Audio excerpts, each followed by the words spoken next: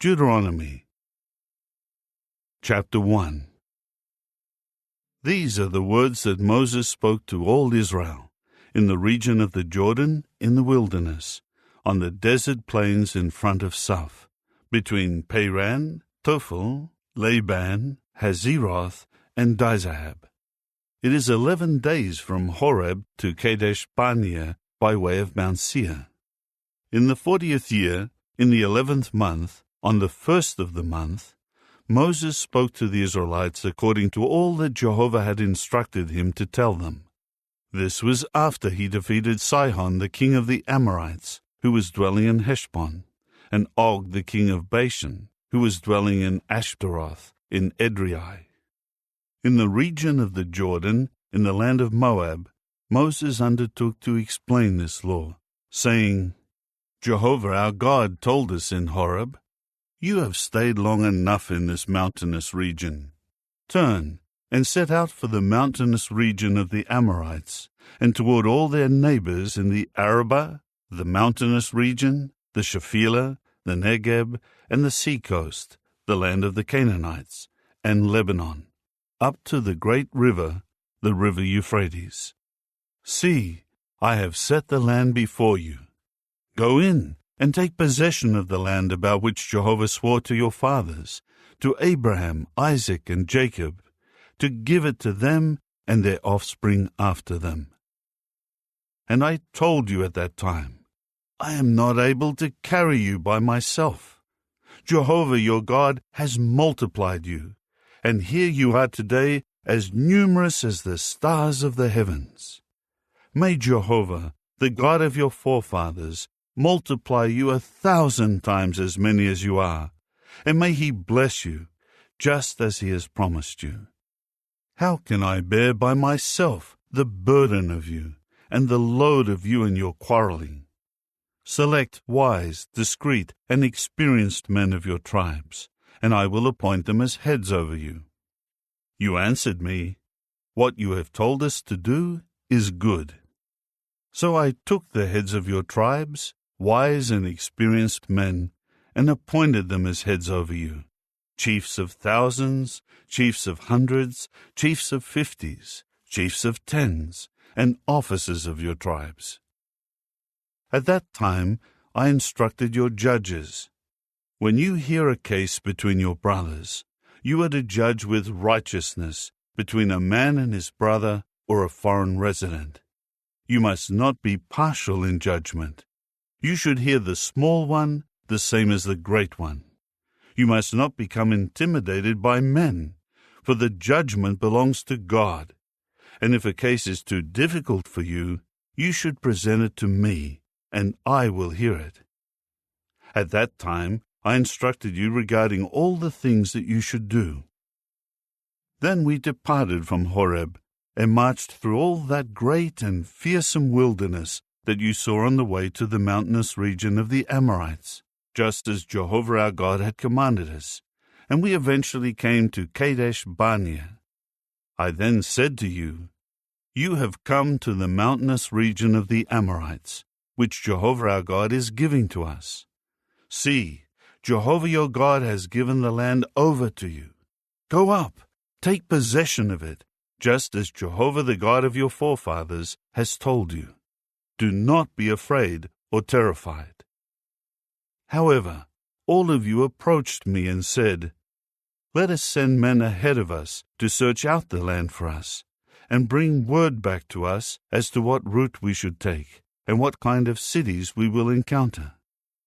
The suggestion seemed good to me, so I selected 12 of your men, one for each tribe. They left and went up into the mountainous region, and reached the valley of Eshcol, and spied it out.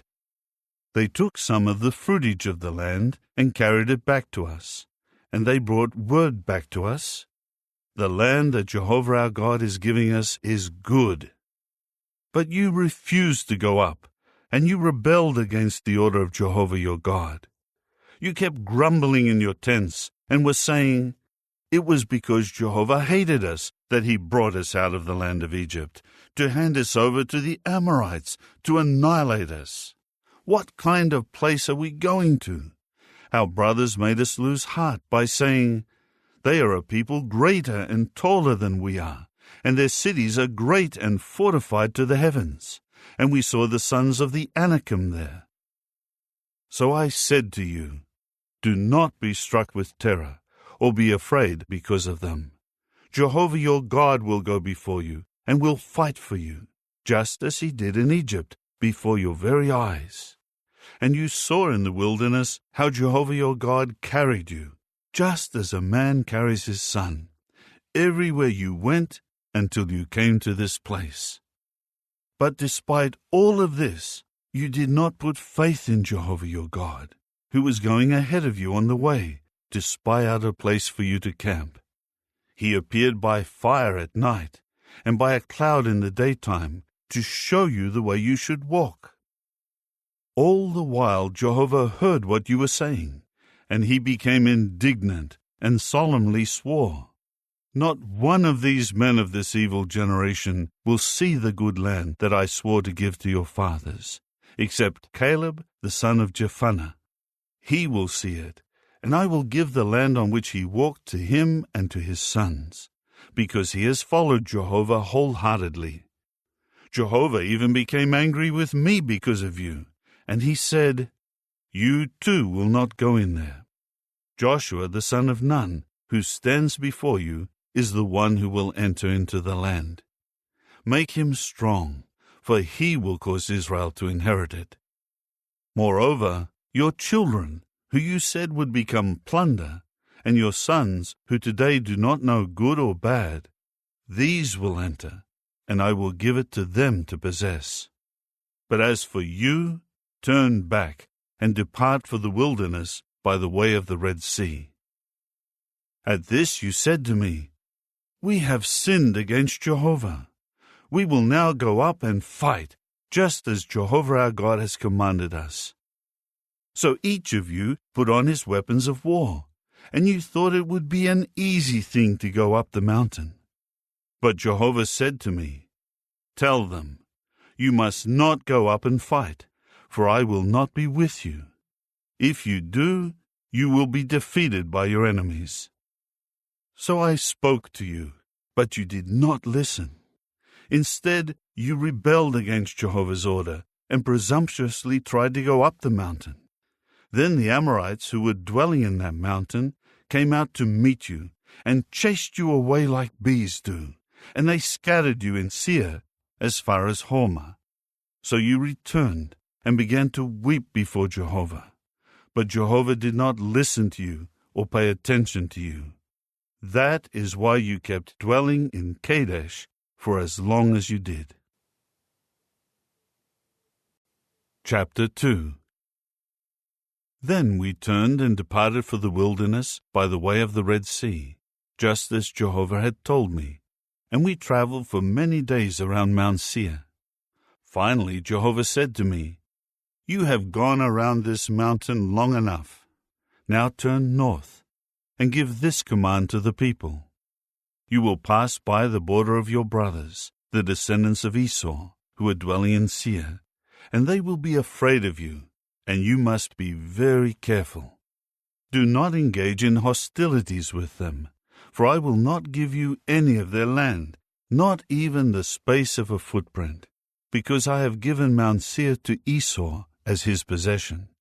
You should give them money for the food you will eat, and you should pay for the water you will drink. For Jehovah your God has blessed you in all that you have done. He is fully aware of your walking through this great wilderness. These 40 years Jehovah your God has been with you, and you have lacked nothing." So we passed by our brothers, the descendants of Esau, who are dwelling in Seir, keeping away from the way of the Arabah, from Elath and from Ezion-Geber. Next, we turned and traveled by the way of the wilderness of Moab. Jehovah then said to me, "Do not engage in hostilities or in war with Moab, for I will not give you any of his land as a possession, because I have given Ar as a possession to the descendants of Lot. The Emim formerly lived there, a people great and numerous and tall like the Anakim. The Rephaim were also considered like the Anakim, and the Moabites used to call them Emim. Previously, the Horites were living in Seir, but the descendants of Esau dispossessed and annihilated them, and settled in their place, just as Israel will do to the land that is their possession, which Jehovah will certainly give to them. Now go and cross over the valley of Zered. So we crossed over the valley of Zered. The time it took us to walk from Kadesh Barnea until we crossed the valley of Zered was 38 years, until the entire generation of the men of war had perished from the camp, just as Jehovah had sworn to them. Jehovah's hand was against them to eliminate them from the camp until they had perished.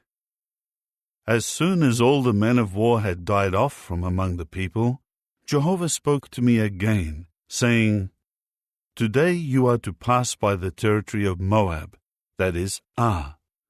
When you come near to the Ammonites, do not harass or provoke them, for I will not give you any of the land of the Ammonites as a possession, because I have given it to the descendants of Lot as their possession. This, too, used to be considered the land of the Rephaim. The Rephaim formerly lived there, and the Ammonites used to call them Zamzumim. They were a great and numerous and tall people like the Anakim. But Jehovah annihilated them before the Ammonites, and these drove them out and settled in their place. That is what he did for the descendants of Esau, who now dwell in Seir, when he annihilated the Horites from before them, so that they could dispossess them and dwell in their place to this very day. As for the Avim, they had dwelled in settlements as far as Gaza, until the Caphtorim, who came out from Caphtor, annihilated them and settled in their place. Get up and make your way across the Arnon Valley.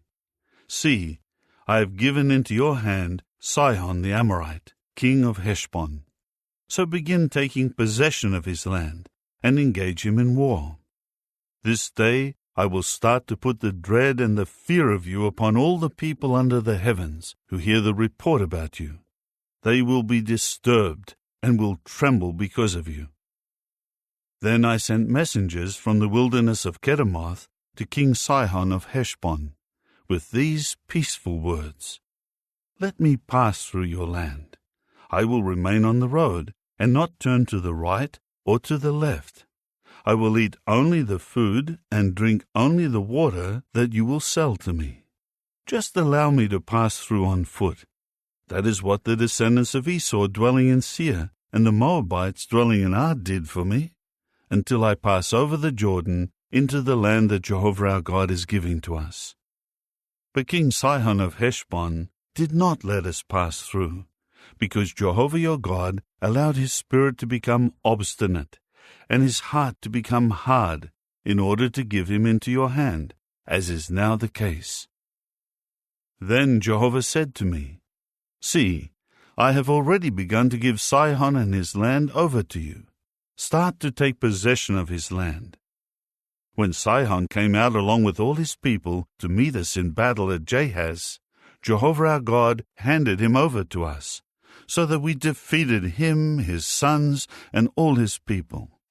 We captured all his cities at that time, and devoted every city to destruction, including men, women, and children. We left no survivor. We plundered only the livestock for ourselves, along with the spoils from the cities that we had captured.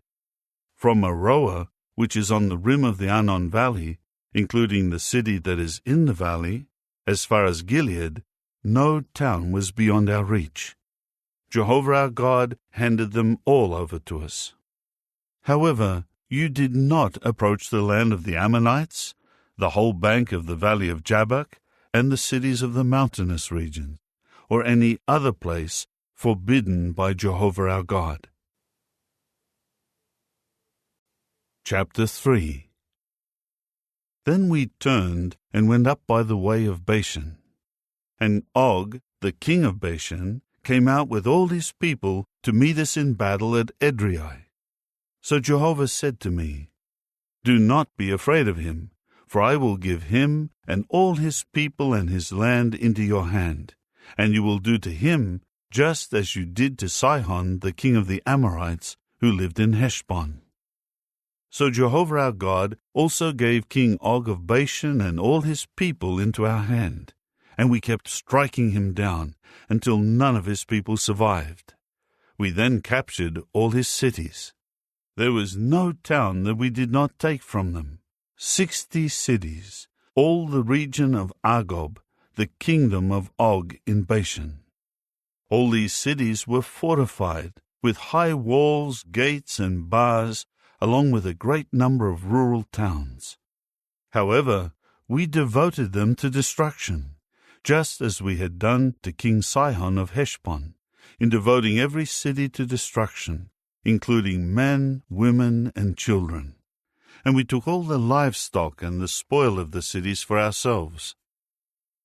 At that time we seized the land of the 2 Amorite kings who were in the region of the Jordan, from the Arnon valley as far as Mount Hermon, the mountain that the Sidonians used to call Syrian, and the Amorites used to call Senir, all the cities of the tableland, all Gilead, and all Bashan, as far as Salakah and Edrei, the cities of the kingdom that belonged to Og in Bashan.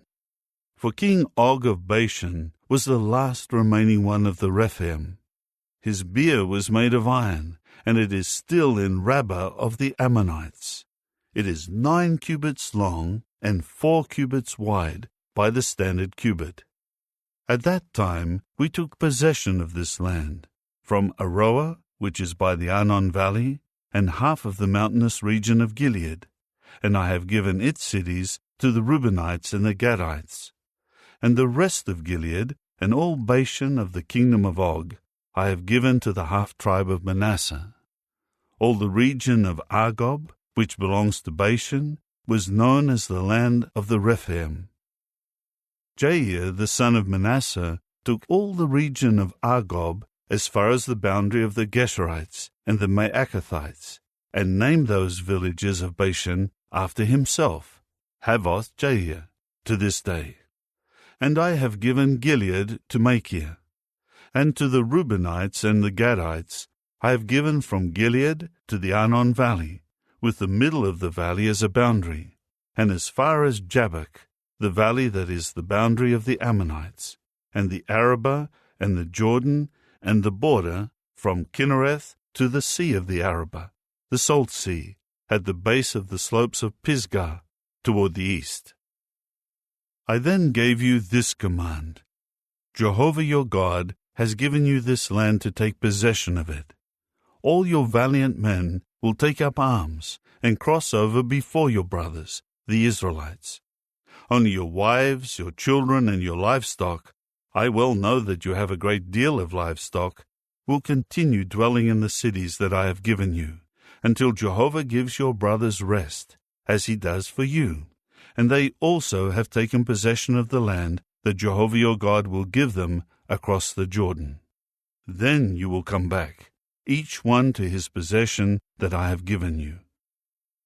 At that time I gave this command to Joshua: You have seen with your own eyes what Jehovah your God has done to these 2 kings.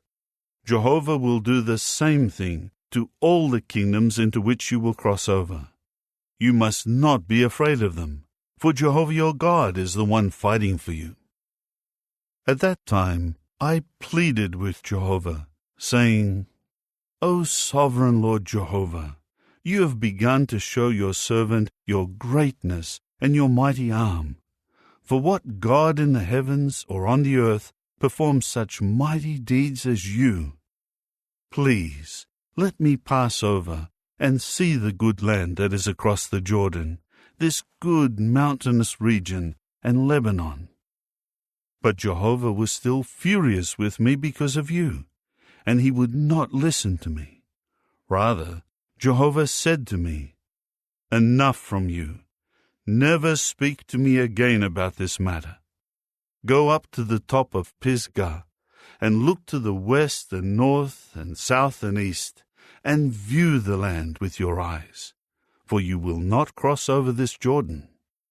Commission Joshua and encourage him and strengthen him, because he is the one who will cross over before this people, and he is the one who will cause them to inherit the land that you will see.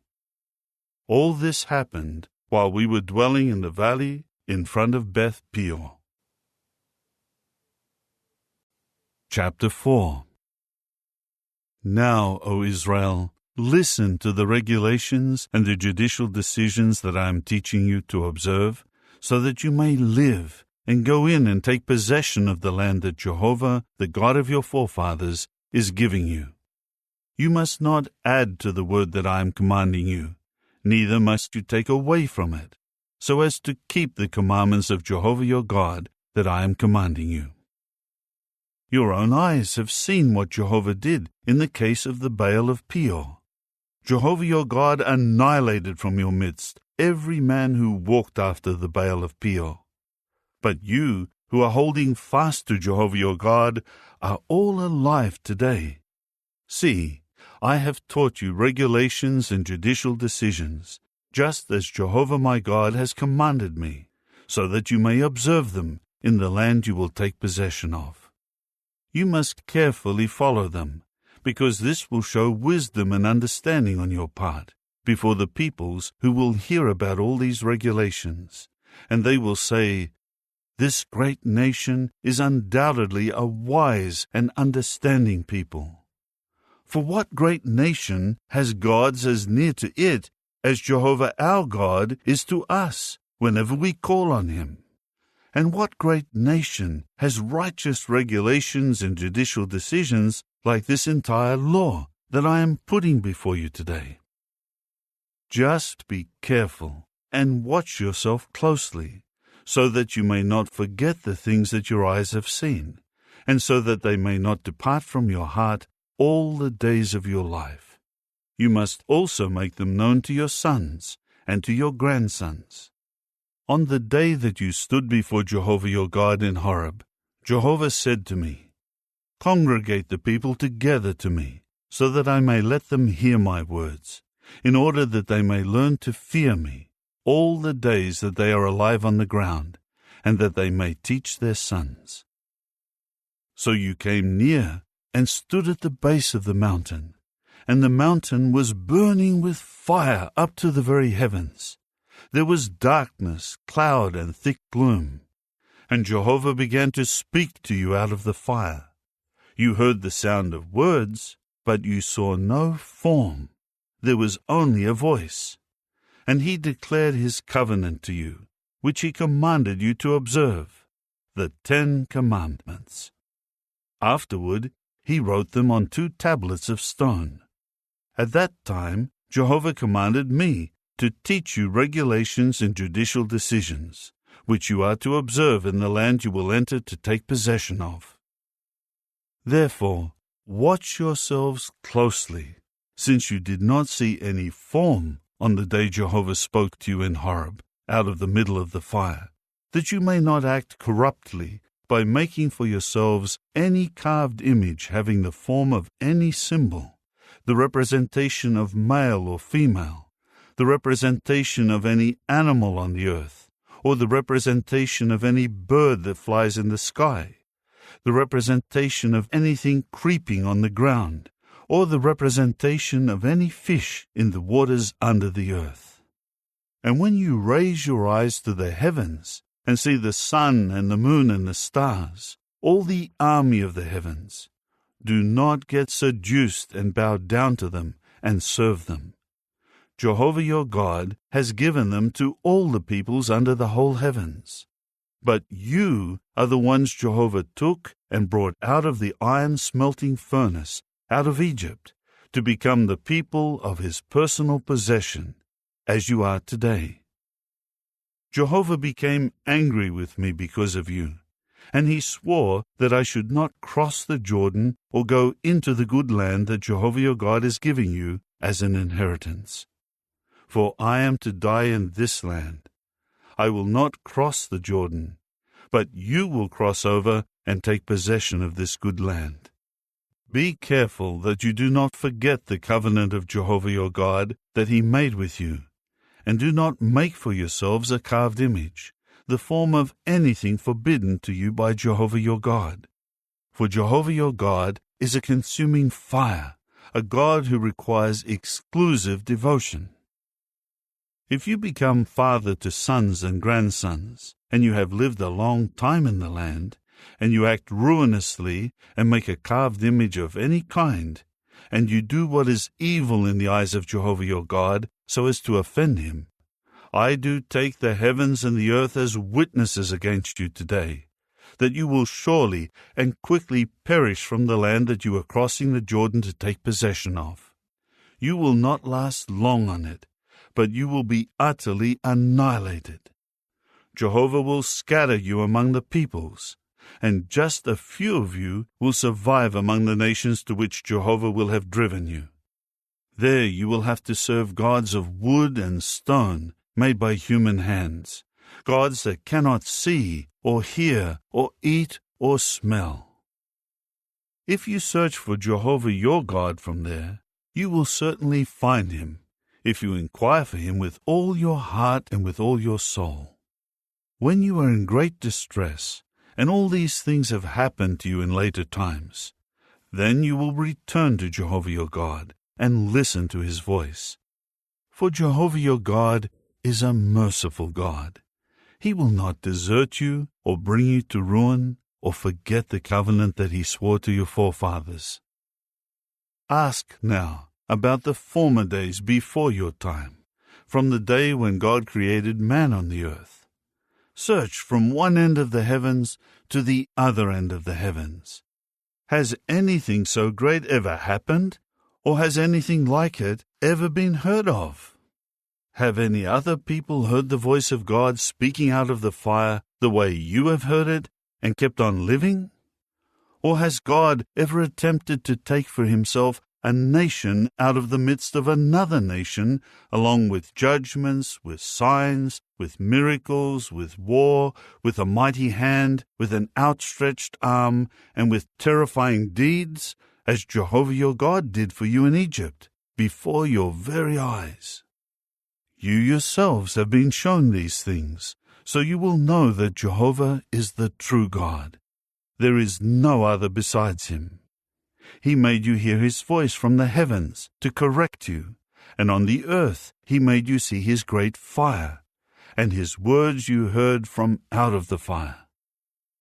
Because he loved your forefathers and has chosen their offspring after them, you were brought out of Egypt in his presence by his great power. From before you he drove away nations greater and mightier than you, to bring you in and give you their land as an inheritance, as it is today.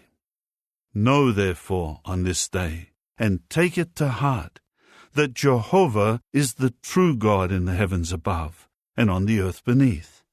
There is no other.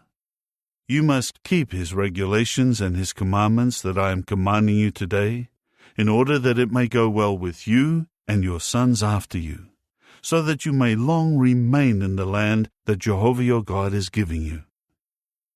At that time Moses set apart 3 cities on the eastern side of the Jordan. If any manslayer unintentionally kills his fellow man, and he did not previously hate him, he must flee to one of these cities and live.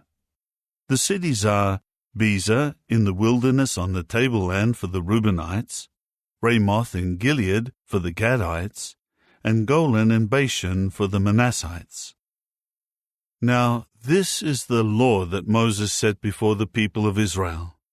These are the reminders, the regulations, and the judicial decisions that Moses gave to the Israelites after they came out of Egypt, in the region of the Jordan, in the valley opposite Beth Peor, in the land of King Sihon of the Amorites, who was dwelling in Heshbon, whom Moses and the Israelites defeated after coming out of Egypt. And they took possession of his land, and of the land of King Og of Bashan, the 2 kings of the Amorites who were in the region east of the Jordan, from Aroer, which is on the rim of the Arnon valley, up to Mount Sion, that is, Hermon, and all the Arabah in the region east of the Jordan, and as far as the sea of the Arabah, at the base of the slopes of Pisgah. Chapter 5. Moses then summoned all Israel and said to them, "Hear, O Israel, the regulations and the judicial decisions that I am announcing to you today, and you must learn them and carefully observe them. Jehovah our God made a covenant with us in Horeb. It was not with our forefathers that Jehovah made this covenant, but with us, all of us alive here today. Jehovah spoke face to face with you in the mountain, out of the fire. I was standing between Jehovah and you at that time, to convey to you the word of Jehovah, for you were afraid because of the fire, and did not go up the mountain.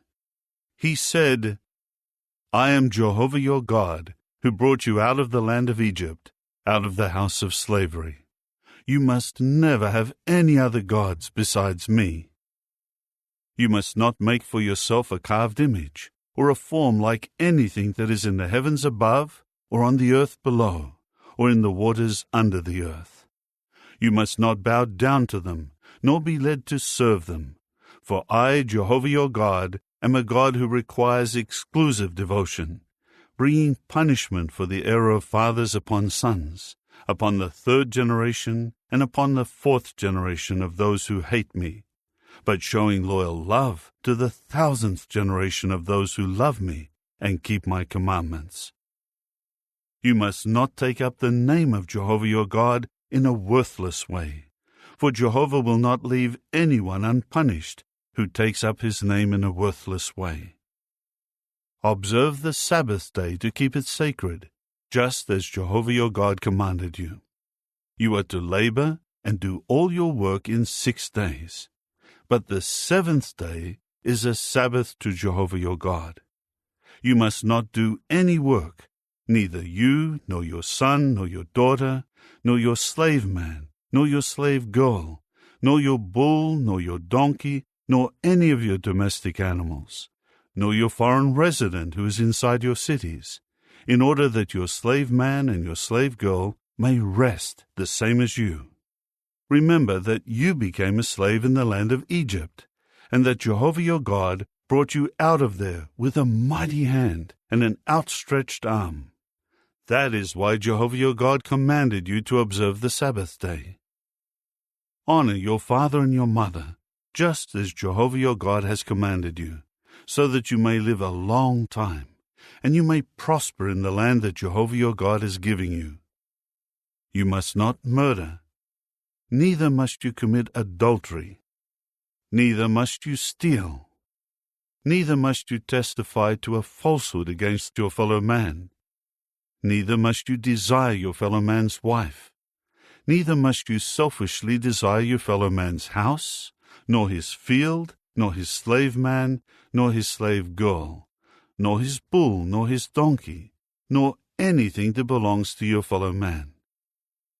These commandments Jehovah spoke to all your congregation on the mountain, out of the fire, the cloud, and the thick gloom, with a loud voice, and he added nothing further.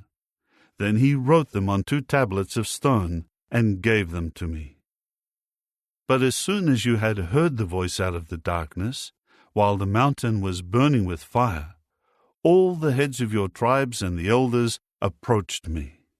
Then you said, Here Jehovah our God has shown us his glory and his greatness, and we have heard his voice out of the fire.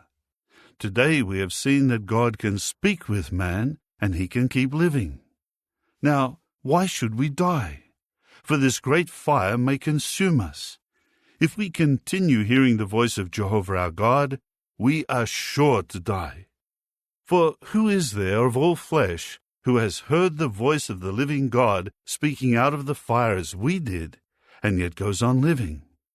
You yourself must go near to hear all that Jehovah our God will say, and you will be the one to tell us all that Jehovah our God says to you, and we will listen and do it. So Jehovah heard the words you spoke to me, and Jehovah said to me, I have heard the words that this people have spoken to you. All they have said is good. if only they would always have a heart inclined to fear me, and to keep all my commandments. Then it would go well with them and their sons forever. Go say to them, return to your tents. But you should stay here with me, and let me tell you all the commandments, the regulations, and the judicial decisions that you should teach to them, and that they are to observe in the land that I am giving them to take possession of. Now you people should be careful to do just as Jehovah your God has commanded you. You must not turn to the right or to the left. You should walk in all the way that Jehovah your God has commanded you, in order that you may live and prosper, and prolong your days in the land that you will take possession of. Chapter 6. Now these are the commandments, the regulations, and the judicial decisions that Jehovah your God has given to teach you, so that you may observe them when you cross over into the land that you are to take possession of, in order that you may fear Jehovah your God, and keep all his statutes and his commandments that I am commanding you, you and your son and your grandson, all the days of your life, so that you may live a long time. And you must listen, O Israel, and carefully observe them, so that you may prosper and become very many in the land flowing with milk and honey, just as Jehovah, the God of your forefathers, has promised you. Listen, O Israel, Jehovah our God is one Jehovah. You must love Jehovah your God with all your heart, and all your soul, and all your strength. These words that I am commanding you today must be on your heart, and you must inculcate them in your sons, and speak of them when you sit in your house, and when you walk on the road, and when you lie down, and when you get up. Tie them as a reminder on your hand, and they must be like a headband on your forehead. Write them on the doorposts of your house, and on your gates. When Jehovah your God brings you into the land that he swore to your forefathers, Abraham, Isaac, and Jacob, to give you, great and fine cities that you did not build, houses full of all sorts of good things that you did not work for, hewn cisterns that you did not dig, and vineyards and olive trees that you did not plant, and you have eaten and become satisfied, be careful not to forget Jehovah, who brought you out of the land of Egypt, out of the house of slavery. Jehovah your God you should fear, and him you should serve, and by his name you should swear. You must not follow after other gods, any gods of the peoples who are all around you, for Jehovah your God, who is in your midst, is a God who requires exclusive devotion.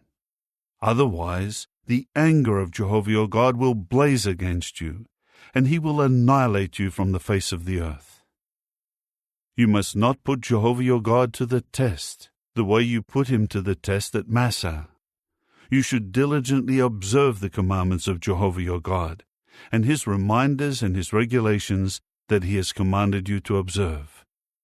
You must do what is right and good in Jehovah's eyes, in order that you may prosper, and that you may enter and take possession of the good land about which Jehovah has sworn to your forefathers, by driving out all your enemies from before you, just as Jehovah has promised.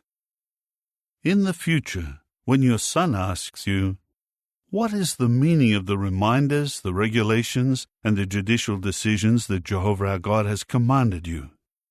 then you will say to your son, "We became slaves to Pharaoh in Egypt, but Jehovah brought us out of Egypt with a mighty hand. So before our eyes, Jehovah kept sending signs and miracles, great and devastating, upon Egypt, upon Pharaoh, and upon all his household. And he brought us out from there in order to bring us here, to give us the land about which he had sworn to our forefathers.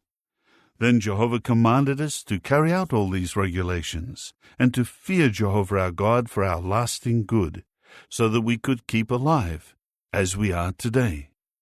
And it will mean righteousness for us if we are careful to observe all these commandments, in obedience to Jehovah our God, just as he has commanded us. Chapter 7. When Jehovah your God brings you into the land you are about to enter and take possession of, he will also clear away populous nations from before you, the Hittites, the Girgashites, the Amorites, the Canaanites, the Perizzites, the Hivites, and the Jebusites, 7 nations more populous and mightier than you are. Jehovah your God will give them over to you, and you will defeat them. You should without fail devote them to destruction. You must not make any covenant with them, nor show them any favor. You must not form any marriage alliances with them. Do not give your daughters to their sons, or take their daughters for your sons, for they will turn your sons away from following me to serve other gods. Then Jehovah's anger will blaze against you, and he will swiftly annihilate you. Instead, this is what you should do to them. Tear down their altars, break up their sacred pillars, cut down their sacred poles, and burn up their graven images. For you are a holy people to Jehovah your God, and Jehovah your God has chosen you to become his people, his special property, out of all the peoples who are on the face of the earth. It was not because you were the most numerous of all the peoples that Jehovah showed affection for you and chose you, for you were the smallest of all the peoples. Rather, it was because of Jehovah's love for you, and because he kept the oath that he had sworn to your forefathers, that Jehovah brought you out with a mighty hand, to redeem you from the house of slavery, from the power of Pharaoh, king of Egypt. You well know that Jehovah your God is the true God, the faithful God, keeping his covenant and loyal love to 1,000 generations of those who love him and keep his commandments. But those who hate him, he will repay to their face with destruction. He will not be slow to deal with those who hate him. He will repay them to their face. Therefore, take care to keep the commandments and the regulations and the judicial decisions that I am commanding you today, by observing them. If you continue listening to these judicial decisions, and you observe them and carry them out, Jehovah your God will keep the covenant and the loyal love about which he swore to your forefathers. He will love you and bless you and multiply you. Yes, he will bless you with many children, and with the produce of your soil, your grain, your new wine, your oil, the calves of your herds, and the lambs of your flocks, in the land that he swore to your forefathers to give to you. You will become the most blessed of all the peoples. No man or woman among you will be childless, nor will your livestock be without young. Jehovah will take away from you all sickness, and he will not bring upon you any of the terrible diseases that you have known in Egypt. Instead, he will bring them upon all those who hate you. You are to destroy all the peoples whom Jehovah your God gives over to you.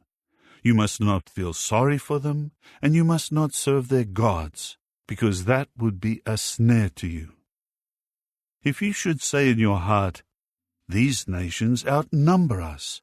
How can I drive them away?" You must not be afraid of them. You should remind yourself of what Jehovah your God did to Pharaoh and all Egypt, the great judgments that your eyes saw, and the signs and the miracles, and the mighty hand and the outstretched arm with which Jehovah your God brought you out. That is what Jehovah your God will do to all the peoples you fear. Jehovah your God will send the feeling of dejection upon them, until those who were left remaining and who were concealing themselves from before you perish.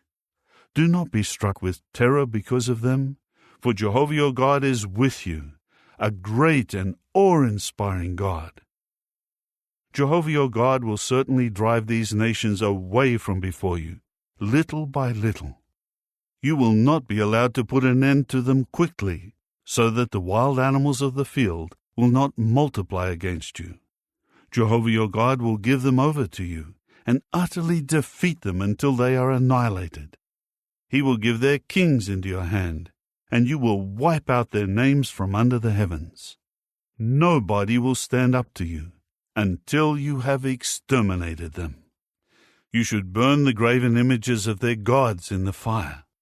Do not desire the silver and the gold on them, or take it for yourself, so that you are not ensnared by it, for it is something detestable to Jehovah your God. You must not bring a detestable thing into your house, and thereby become something devoted to destruction like it. You should utterly loathe it and absolutely detest it, because it is something devoted to destruction. Chapter 8. You should be careful to observe every commandment that I am giving you today, so that you may continue living and multiply, and go in and take possession of the land about which Jehovah swore to your forefathers. Remember the long road that Jehovah your God made you walk these 40 years in the wilderness, to humble you and to put you to the test, so as to know what was in your heart, whether you would keep his commandments or not. So he humbled you and let you go hungry, and fed you with the manna, which neither you had known nor your fathers had known, in order to make you know that man does not live by bread alone, but man lives by every expression from Jehovah's mouth. The clothing you wore did not wear out, nor did your feet become swollen these 40 years. You well know in your heart that just as a man corrects his son, Jehovah your God was correcting you. Now you must keep the commandments of Jehovah your God by walking in his ways and by fearing him. For Jehovah your God is bringing you into a good land, a land of streams of water, springs and fountains flowing in the valley plain and in the mountainous region, a land of wheat and barley, of grapevines, fig trees, and pomegranates, a land of olive oil and honey, a land where food will not be scarce, and you will lack nothing, a land where the stones contain iron, and from its mountains you will mine copper. When you have eaten and are satisfied, you must praise Jehovah your God for the good land that he has given you. Be careful not to forget Jehovah your God by failing to keep his commandments, his judicial decisions, and his statutes that I am commanding you today. When you eat and are satisfied, and you build fine houses and dwell in them, when your herd and your flocks multiply, and your silver and gold increase, and you have an abundance of everything, do not let your heart become proud and cause you to forget Jehovah your God, who brought you out of the land of Egypt, out of the house of slavery, who caused you to walk through the great and fearsome wilderness with poisonous serpents and scorpions, and with parched ground that has no water. He made water flow out of the flinty rock, and fed you with manna in the wilderness, which your fathers had not known, in order to humble you and to put you to the test, so as to benefit you in the future.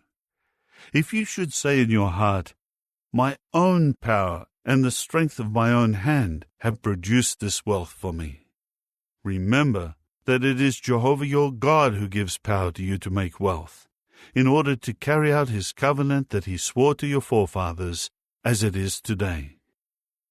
If you should ever forget Jehovah your God, and you walk after other gods, and serve them, and bow down to them, I do bear witness against you today that you will surely perish. Like the nations that Jehovah is destroying before you, that is how you will perish, because you would not listen to the voice of Jehovah your God. Chapter 9. Hear, O Israel, today you are crossing the Jordan to go in and dispossess nations greater and mightier than you, cities great and fortified to the heavens, a people great and tall, the sons of the Anakim, about whom you know and have heard it said, "Who can stand up to the sons of Anak?"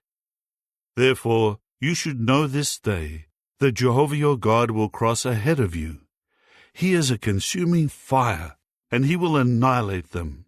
He will subdue them before your eyes, so that you may quickly drive them out and destroy them, just as Jehovah has promised you.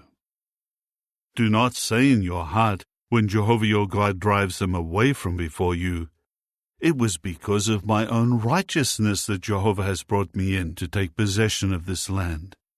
Rather, it is because of the wickedness of these nations that Jehovah is driving them away from before you.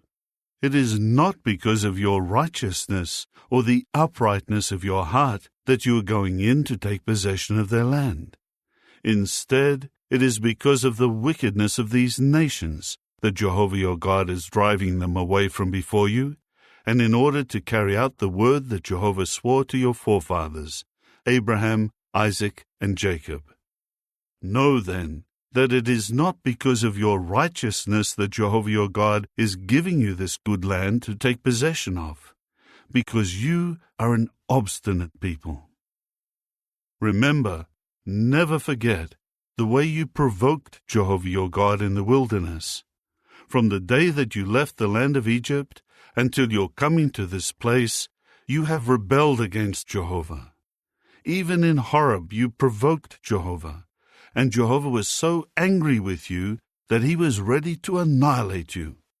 When I went up the mountain to receive the stone tablets, the tablets of the covenant that Jehovah made with you, I remained on the mountain 40 days and 40 nights, eating no food and drinking no water. Then Jehovah gave me the 2 tablets of stone, written on with God's finger, and on them were all the words that Jehovah had spoken to you on the mountain, out of the fire, in the day of the assembly. At the end of the 40 days and 40 nights, Jehovah gave me the 2 tablets of stone, the tablets of the covenant. And Jehovah told me, "Get up, go down quickly from here, because your people whom you brought out of Egypt have acted corruptly. They have quickly turned aside from the path I commanded them to follow. They have made a metal image for themselves." Jehovah then said to me, "I have seen this people, and look, it is an obstinate people. Let me be, and I will annihilate them, and wipe out their name from under the heavens. And let me make you a nation mightier and more numerous than they are." Then I turned and went down the mountain, while the mountain was burning with fire, and the 2 tablets of the covenant were in both my hands. Then I looked and saw that you had sinned against Jehovah your God. You had made a metal calf for yourselves. You had turned aside quickly from the path Jehovah had commanded you to follow. So I took hold of the 2 tablets and threw them down with both my hands and shattered them before your eyes. Then I prostrated myself before Jehovah, as at first, for 40 days and 40 nights. I neither ate food nor drank water, because of all the sins that you had committed, by your doing what was evil in Jehovah's eyes, and offending him. For I was terrified because of Jehovah's great anger against you, in that he was ready to annihilate you. However, Jehovah listened to me that time also. Jehovah was so angry with Aaron that he was ready to annihilate him, but I made supplication for Aaron at that time also. Then I took the sinful thing you made, the calf, and burned it up in the fire. I crushed it and ground it thoroughly until it was fine like dust, and I threw the dust into the stream that flows down from the mountain. Further, at Taberah, at Massa, and at Kibroth Hattaavah, you also provoked Jehovah to anger. When Jehovah sent you out of Kadesh Barnea and said, "Go up and take possession of the land that I will certainly give you," you again rebelled against the order of Jehovah your God, and you did not exercise faith in him, and did not obey him. You have rebelled against Jehovah ever since I have known you. So I kept prostrating myself before Jehovah 40 days and 40 nights. For I prostrated myself in this way because Jehovah said he would annihilate you. I began to make supplication to Jehovah and to say, O sovereign Lord Jehovah, do not bring your people to ruin. They are your personal possession, whom you redeemed through your greatness and brought out of Egypt with a mighty hand. Remember your servants Abraham, Isaac, and Jacob. Do not pay attention to the stubbornness of this people, their wickedness, and their sin. Otherwise the people of the land from which you brought us may say, Jehovah was unable to bring them into the land that he promised them, and because he hated them, he brought them out to put them to death in the wilderness. For they are your people and your personal possession, whom you brought out with your great power and your outstretched arm. Chapter 10. At that time Jehovah said to me, Carve out for yourself 2 tablets of stone, like the first ones, and come up to me on the mountain. Also you must make for yourself an ark of wood. And I will write on the tablets the words that appeared on the first tablets, which you shattered, and you should place them in the ark. So I made an ark of acacia wood, and carved out 2 tablets of stone like the first ones, and went up the mountain with the 2 tablets in my hand. Then he wrote on the tablets the words he had written before, the 10 Commandments, which Jehovah had spoken to you on the mountain out of the fire on the day of the assembly. And Jehovah gave them to me. Then I turned and went down the mountain, and placed the tablets in the ark that I had made, where they remain, just as Jehovah had commanded me. The Israelites then departed from Beeroth Benejacan for Mosera.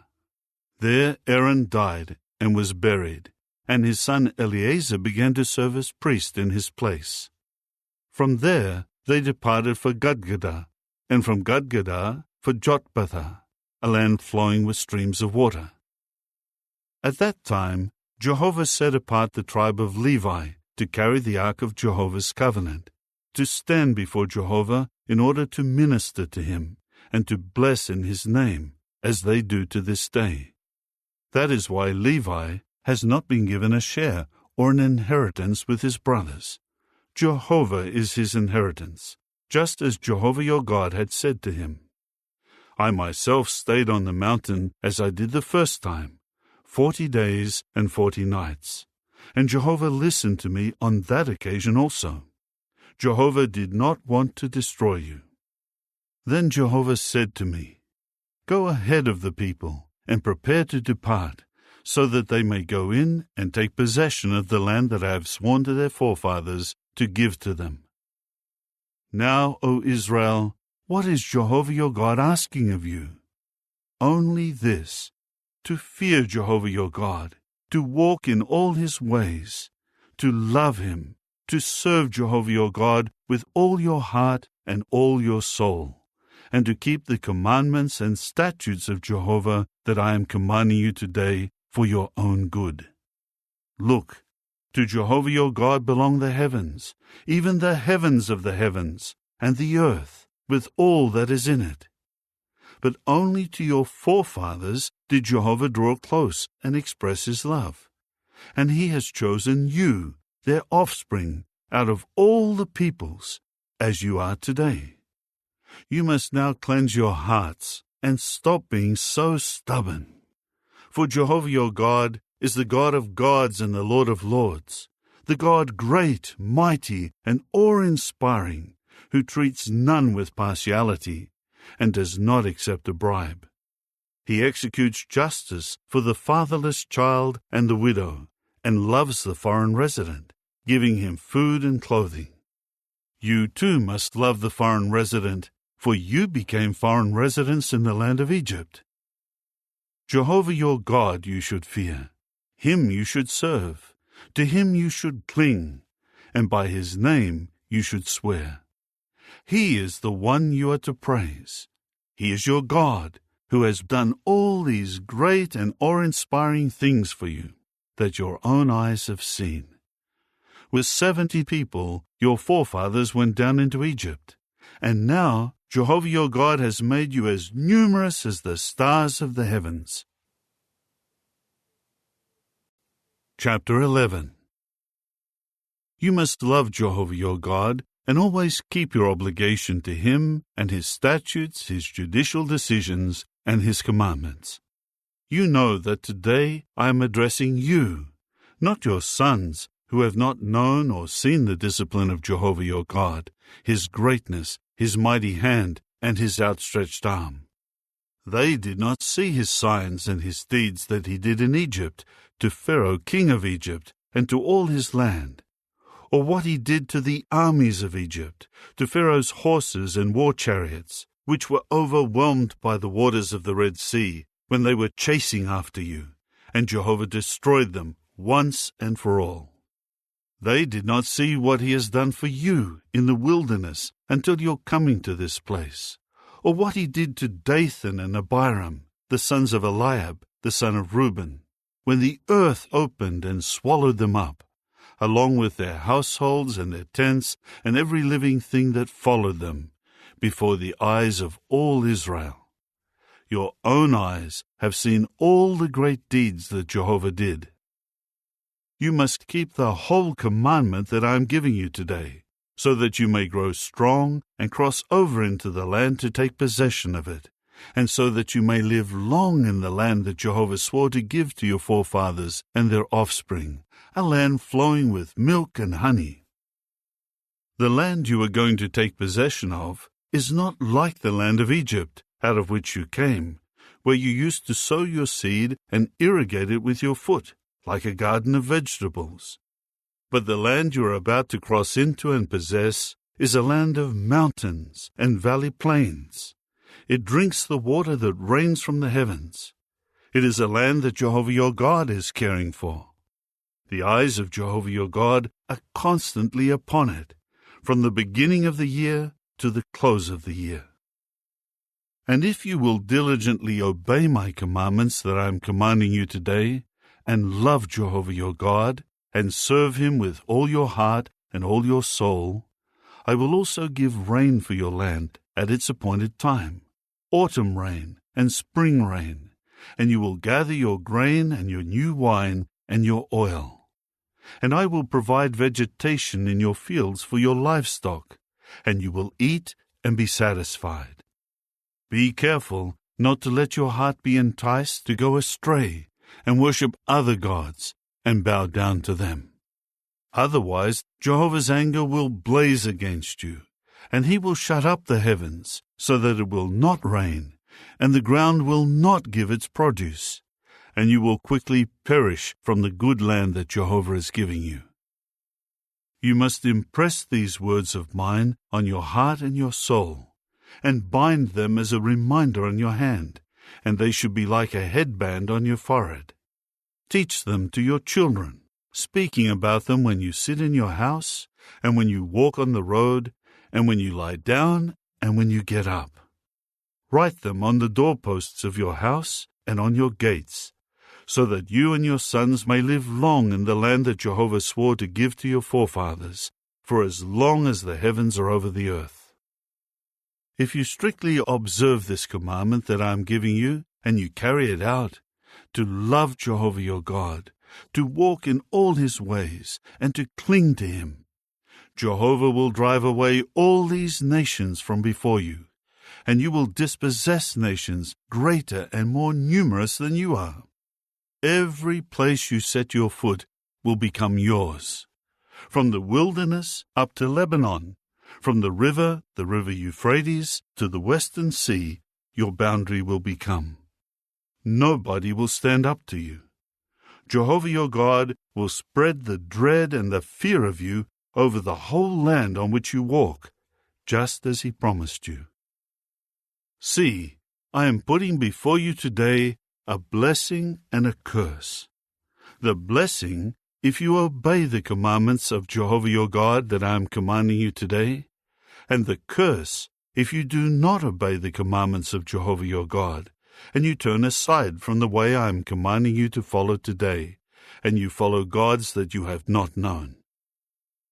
When Jehovah your God brings you into the land you are to possess, you must pronounce the blessing on Mount Gerizim, and the curse on Mount Ebal. Are they not on the other side of the Jordan, toward the west, in the land of the Canaanites who live in the Arabah, opposite Gilgal, beside the big trees of Moreh? For you are crossing the Jordan to enter and take possession of the land that Jehovah your God is giving you. When you take possession of it and live in it, you must be careful to carry out all the regulations and the judicial decisions that I am putting before you today. Chapter 12. These are the regulations and the judicial decisions that you should be careful to carry out all the days that you are alive in the land that Jehovah the God of your forefathers will give you to possess. You should completely destroy all the places where the nations you will dispossess have served their gods, whether on the high mountains, or on the hills, or under any luxuriant tree. You should pull down their altars, shatter their sacred pillars, burn their sacred poles in the fire, and cut down the graven images of their gods, obliterating their very names from that place. You must not worship Jehovah your God in that way. Rather, seek Jehovah your God, wherever he chooses to establish his name and his place of residence among all your tribes, and go there. That is where you are to bring your burnt offerings, your sacrifices, your tithes, the contribution from your hand, your vow offerings, your voluntary offerings, and the firstborn of your herd and flock. You and your households must eat there before Jehovah your God, and rejoice in all your undertakings, because Jehovah your God has blessed you. You must not do as we are doing here today, with everyone doing whatever is right in his own eyes, because you have not yet come into the resting place and the inheritance that Jehovah your God is giving you. When you do cross the Jordan and dwell in the land that Jehovah your God is giving you to possess, he will certainly give you rest from all your enemies around you, and you will dwell in security. You will bring all that I am commanding you to the place that Jehovah your God chooses to have his name reside. Your burnt offerings, your sacrifices, your tithes, the contribution from your hand, and every vow offering that you vow to Jehovah. You will rejoice before Jehovah your God, you and your sons, your daughters, your male and female slaves, and the Levite inside your cities, for he has not been given a share or an inheritance with you. Be careful not to offer up your burnt offerings in any other place you may see. You should offer your burnt offerings only in the place that Jehovah chooses in one of your tribal territories, and there you should do everything I am commanding you. But whenever you desire it, you may slaughter and eat meat, according to the blessing that Jehovah your God has given you in all your cities. The unclean person and the clean person may eat it, as you would eat a gazelle or a deer. But you must not eat the blood. You should pour it out on the ground like water. You will not be allowed to eat within your cities the 10th part of your grain, your new wine, your oil, the firstborn of your herd and flock, any of your vow offerings that you vow, your voluntary offerings, or the contribution from your hand. These you are to eat before Jehovah your God, in the place Jehovah your God will choose. You and your son, your daughter, your male and female servant, and the Levite inside your cities. And you will rejoice before Jehovah your God in all your undertakings. Be careful not to neglect the Levite as long as you live in your land. When Jehovah your God enlarges your territory, just as he has promised you, and you say, I want to eat meat, because you desire to eat meat, you may eat meat whenever you desire it. If the place that Jehovah your God chooses to put his name is far away from you, you should then slaughter some of your herd or some of your flock that Jehovah has given you, just as I have commanded you, and you should eat inside your cities whenever you desire it. You may eat it as you would eat the gazelle and the deer. Both the unclean person and the clean person may eat it. Just be firmly resolved not to eat the blood, because the blood is the life, and you must not eat the life with the flesh. You must not eat it. You should pour it out on the ground like water. You must not eat it, so that it may go well with you and your children after you, because you are doing what is right in Jehovah's eyes. You should take only the holy things that are yours and your vow offerings when you come to the place that Jehovah will choose. There you will offer your burnt offerings, the flesh and the blood, on the altar of Jehovah your God, and the blood of your sacrifices should be poured out against the altar of Jehovah your God, but the flesh you may eat. Be careful to obey all these words that I am commanding you, so that it may always go well with you and your sons after you, because you are doing what is good and right in the eyes of Jehovah your God. When Jehovah your God annihilates the nations that you are to dispossess, and you are living in their land, be careful not to be entrapped after they have been annihilated from before you.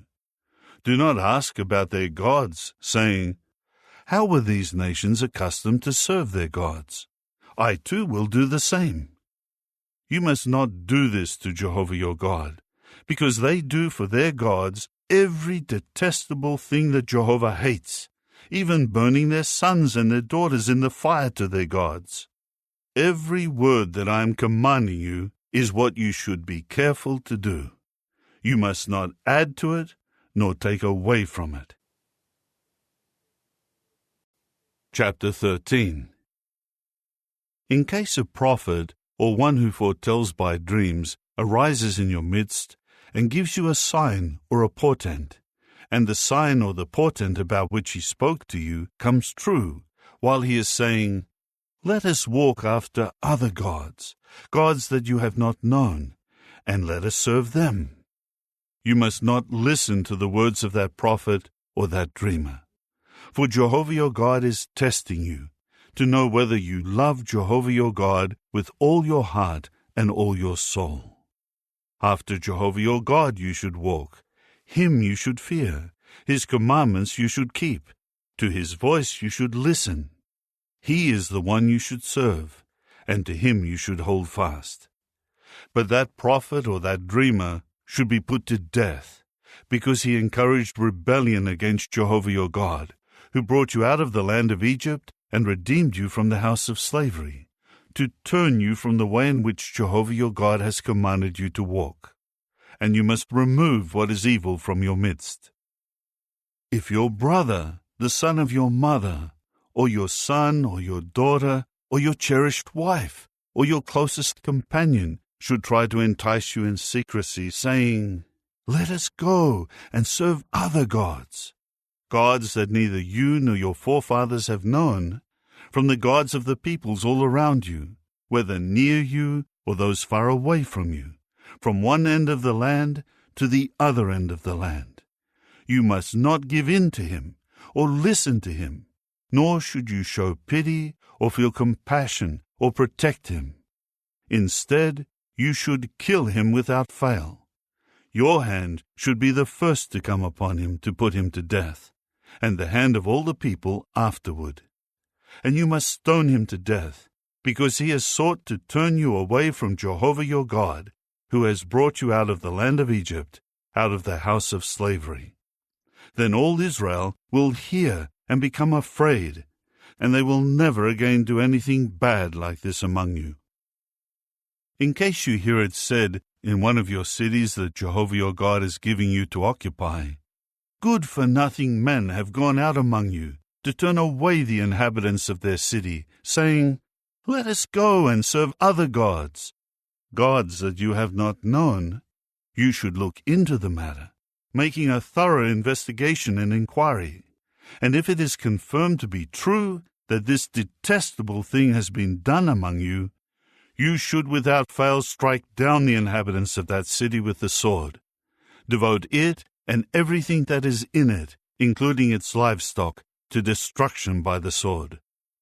You should then collect all its spoil into the middle of its public square, and burn the city with fire, and its spoil will serve as a whole offering to Jehovah your God. It will become a permanent heap of ruins. It should never be rebuilt. Your hand should take nothing that was set apart for destruction, so that Jehovah may turn away from his burning anger, and show you mercy and compassion, and multiply you, just as he has sworn to your forefathers. For you should obey Jehovah your God by keeping all his commandments that I am commanding you today, thus doing what is right in the eyes of Jehovah your God. Chapter 14. You are sons of Jehovah your God. Do not cut yourselves, or shave your foreheads bald for a dead person. For you are a holy people to Jehovah your God, and Jehovah has chosen you to become his people, his special property, out of all the peoples who are on the face of the earth. You must not eat anything that is detestable.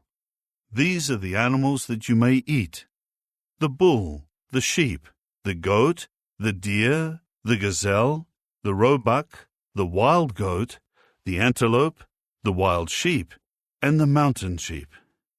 You may eat any animal that has a split hoof divided into two, and that chews the cud. However, you must not eat the following animals that chew the cud or that have split hooves: the camel, the hare, and the rock badger, because they chew the cud, but do not have split hooves. They are unclean for you. Also the pig, because it has a split hoof, but does not chew the cud. It is unclean for you. You must not eat their flesh or touch their carcasses.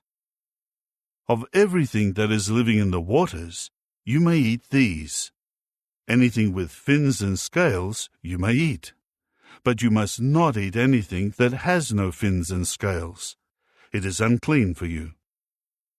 You may eat any clean bird, but you must not eat these: the eagle, the osprey, the black vulture, the red kite, the black kite, every kind of glede, every kind of raven, the ostrich, the owl, the gull, every kind of falcon, the little owl, the long-eared owl, the swan, the pelican, the vulture, the cormorant, the stork, every kind of heron, the hoopoe, and the bat. Every winged swarming creature also is unclean for you. They should not be eaten.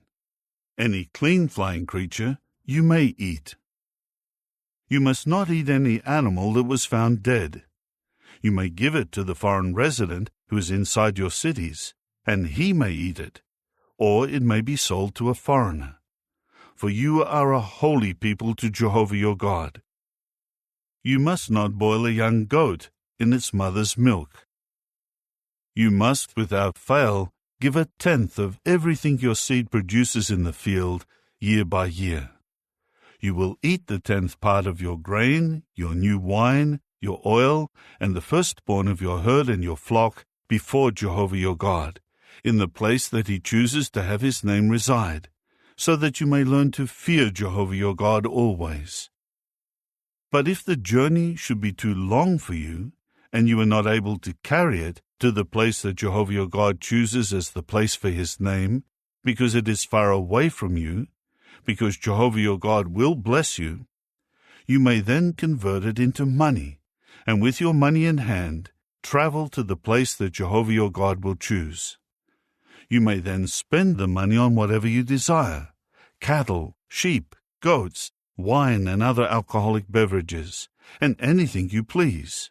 And you will eat there before Jehovah your God, and rejoice, you and your household. And do not neglect the Levite who is inside your cities, for he has not been given a share or an inheritance with you. At the end of every 3 years, you should bring out the entire 10th part of your produce for that year, and deposit it inside your cities. Then the Levite, who has not been given a share or an inheritance with you, the foreign resident, the fatherless child, and the widow who are in your cities, will come and eat their fill, so that Jehovah your God may bless you in all that you do. Chapter 15. At the end of every 7 years, you should grant a release. This is the nature of the release. Every creditor will release his neighbor from the debt he incurred. He should not demand payment from his neighbor or his brother, for it will be proclaimed a release to Jehovah. You may demand payment from the foreigner, but you should release your claim on whatever your brother owes you. However, no one among you should become poor, for Jehovah will surely bless you in the land that Jehovah your God is giving you to possess as an inheritance, but only if you strictly obey the voice of Jehovah your God and carefully observe all this commandment that I am giving you today. For Jehovah your God will bless you, just as he has promised you, and you will lend to many nations, but you will not need to borrow, and you will dominate many nations, but they will not dominate you. If one of your brothers becomes poor among you, in one of your cities of the land that Jehovah your God is giving you, do not harden your heart, or be tight-fisted toward your poor brother. For you should generously open your hand to him, and by all means lend whatever he needs or is lacking. Be careful not to harbor this evil idea in your heart. The 7th year, the year of the release, has approached, and hold back your generosity toward your poor brother, and give him nothing. If he calls out to Jehovah against you, it will be a sin on your part. You should generously give to him, and you should not give to him grudgingly, for this is why Jehovah your God will bless your every deed and undertaking. For there will always be poor people in the land. That is why I am commanding you. You should generously open up your hand to your afflicted and poor brother in your land. If one of your brothers, a Hebrew man or woman, is sold to you and has served you for 6 years, then in the 7th year you should set him free. And if you should set him free, do not send him away empty-handed. You should supply him generously with something from your flock, your threshing floor, and your press for oil and wine. Just as Jehovah your God has blessed you, you should give to him. Remember that you became a slave in the land of Egypt, and that Jehovah your God redeemed you. That is why I am commanding you to do this today. But if he says to you, I will not go out from your company, because he loves you and your household, since he has been happy while with you, you should then take an awl and put it through his ear into the door, and he will become your slave for life. You should do the same with your slave girl.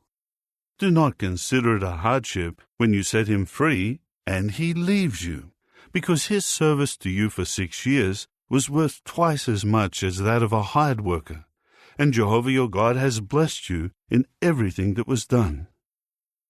You should sanctify every firstborn male of your herd and your flock to Jehovah your God.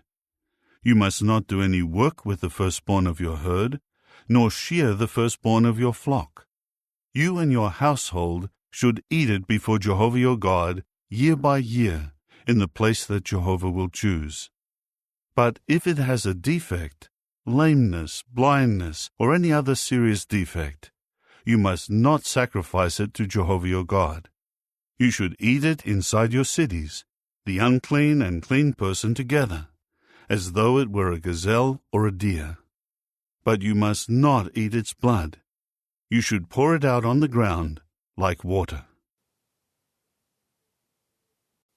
Chapter 16. Observe the month of Abib, and celebrate the Passover to Jehovah your God. For in the month of Abib, Jehovah your God brought you out of Egypt by night. And you should sacrifice the Passover offering to Jehovah your God from the flock and the herd in the place that Jehovah chooses to have his name reside. You must not eat anything leavened along with it. For 7 days you should eat unleavened bread, the bread of affliction, because you came out of the land of Egypt in haste. Do this so that you may remember the day you came out of the land of Egypt as long as you live. No sourdough should be found with you in all your territory for 7 days, nor should any of the meat that you will sacrifice in the evening on the first day remain all night until the next morning.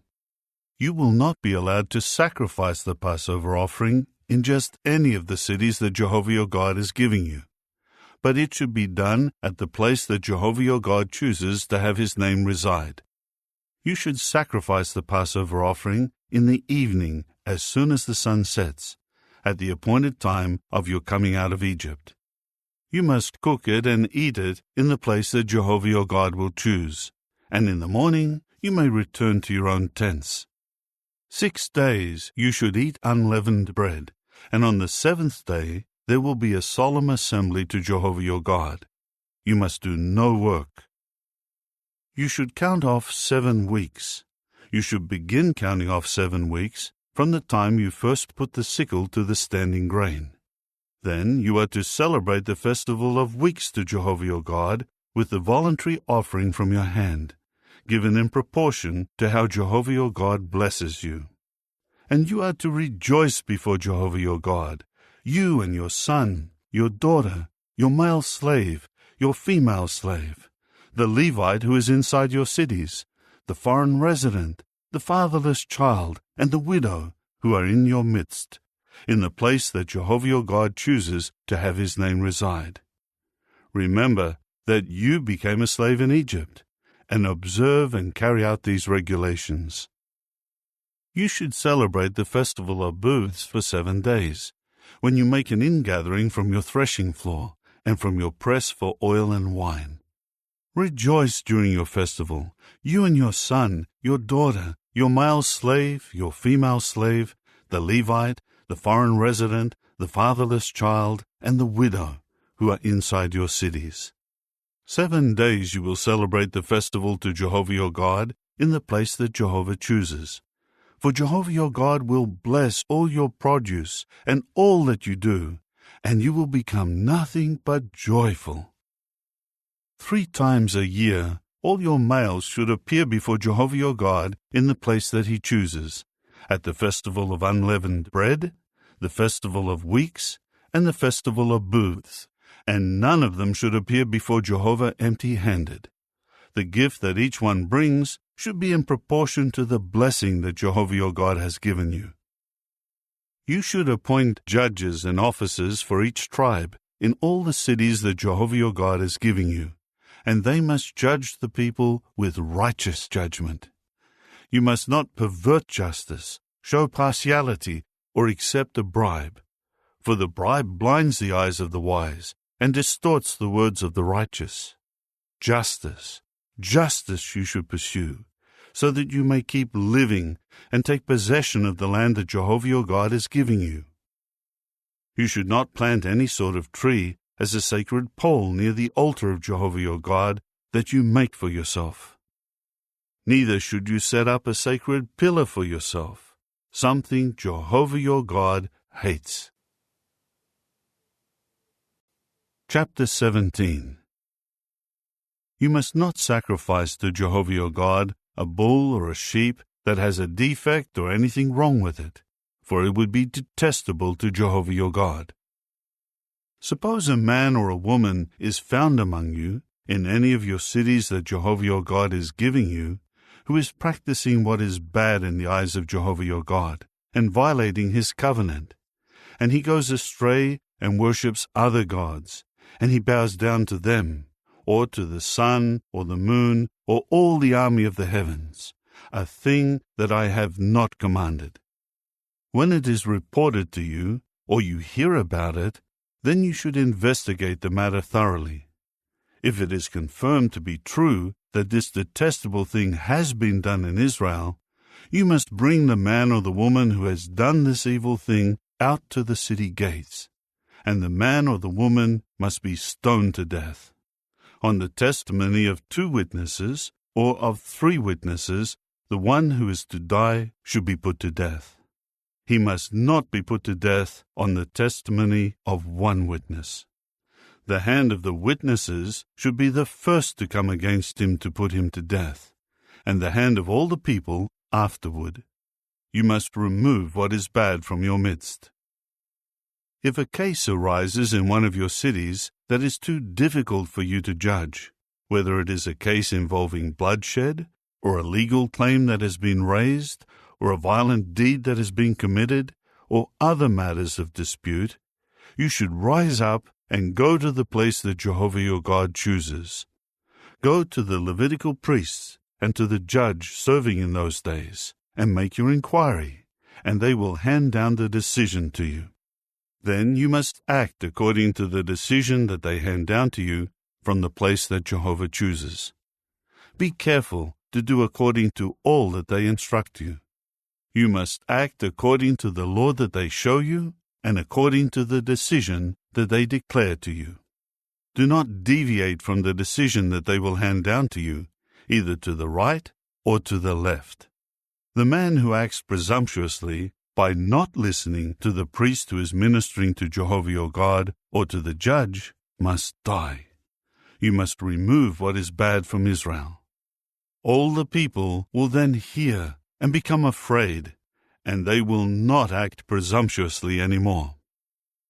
When you enter the land that Jehovah your God is giving you, and you have taken possession of it, and are living in it, and you say, "Let me appoint a king over myself, like all the nations around me," in that case, you should without fail appoint a king whom Jehovah your God chooses. You should appoint a king from among your brothers. You are forbidden to appoint over yourself a foreigner who is not your brother. However, he should not acquire many horses for himself, or make the people go back to Egypt in order to obtain more horses, since Jehovah told you, "You must never go back again by this way." Neither should he take many wives for himself, so that his heart may not go astray. Nor should he acquire vast amounts of silver and gold for himself. When he takes his seat on the throne of his kingdom, he must write for himself in a book a copy of this law, taken from the one kept by the Levitical priests. It is to remain with him, and he must read from it all the days of his life, so that he may learn to fear Jehovah his God, and observe all the words of this law and these regulations by carrying them out. Thus his heart will not exalt itself above his brothers, and he will not deviate from the commandment, either to the right or to the left, so that he may remain a long time over his kingdom, he and his sons in the midst of Israel. Chapter 18.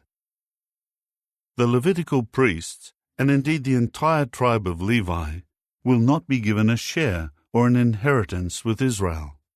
They will eat of the offerings made by fire to Jehovah, which are his inheritance. So they should have no inheritance in the midst of their brothers. Jehovah is their inheritance, just as he has spoken to them. Now this will be the due right of the priests from the people. Whoever makes a sacrifice, whether a bull or a sheep, is to give the shoulder, the jaws, and the stomach to the priest.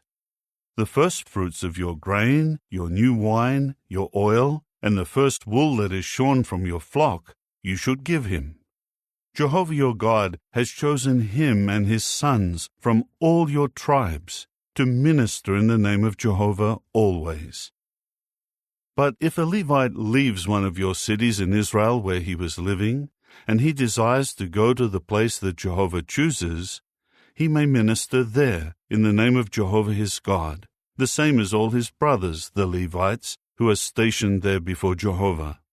He will receive an equal share of food with them, in addition to what he receives from selling his ancestral possessions. When you have entered into the land that Jehovah your God is giving you, you must not learn to imitate the detestable practices of those nations. There should not be found in you anyone who makes his son or his daughter pass through the fire, anyone who employs divination, anyone practicing magic, anyone who looks for omens, a sorcerer, anyone binding others with a spell, anyone who consults a spirit medium or a fortune teller, or anyone who inquires of the dead.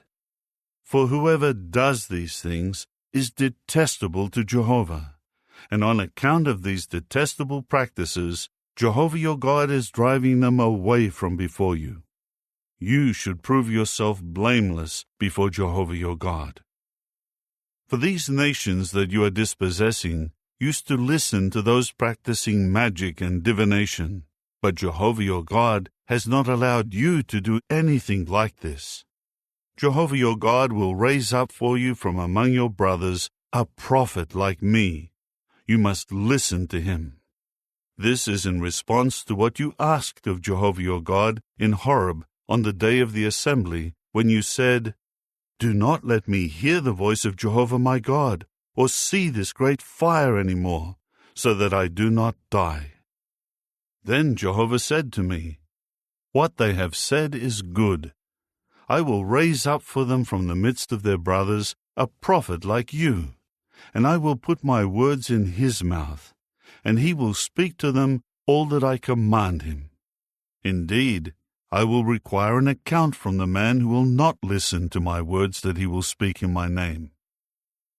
If any prophet presumptuously speaks a word in my name that I did not command him to speak, or speaks in the name of other gods, that prophet must die.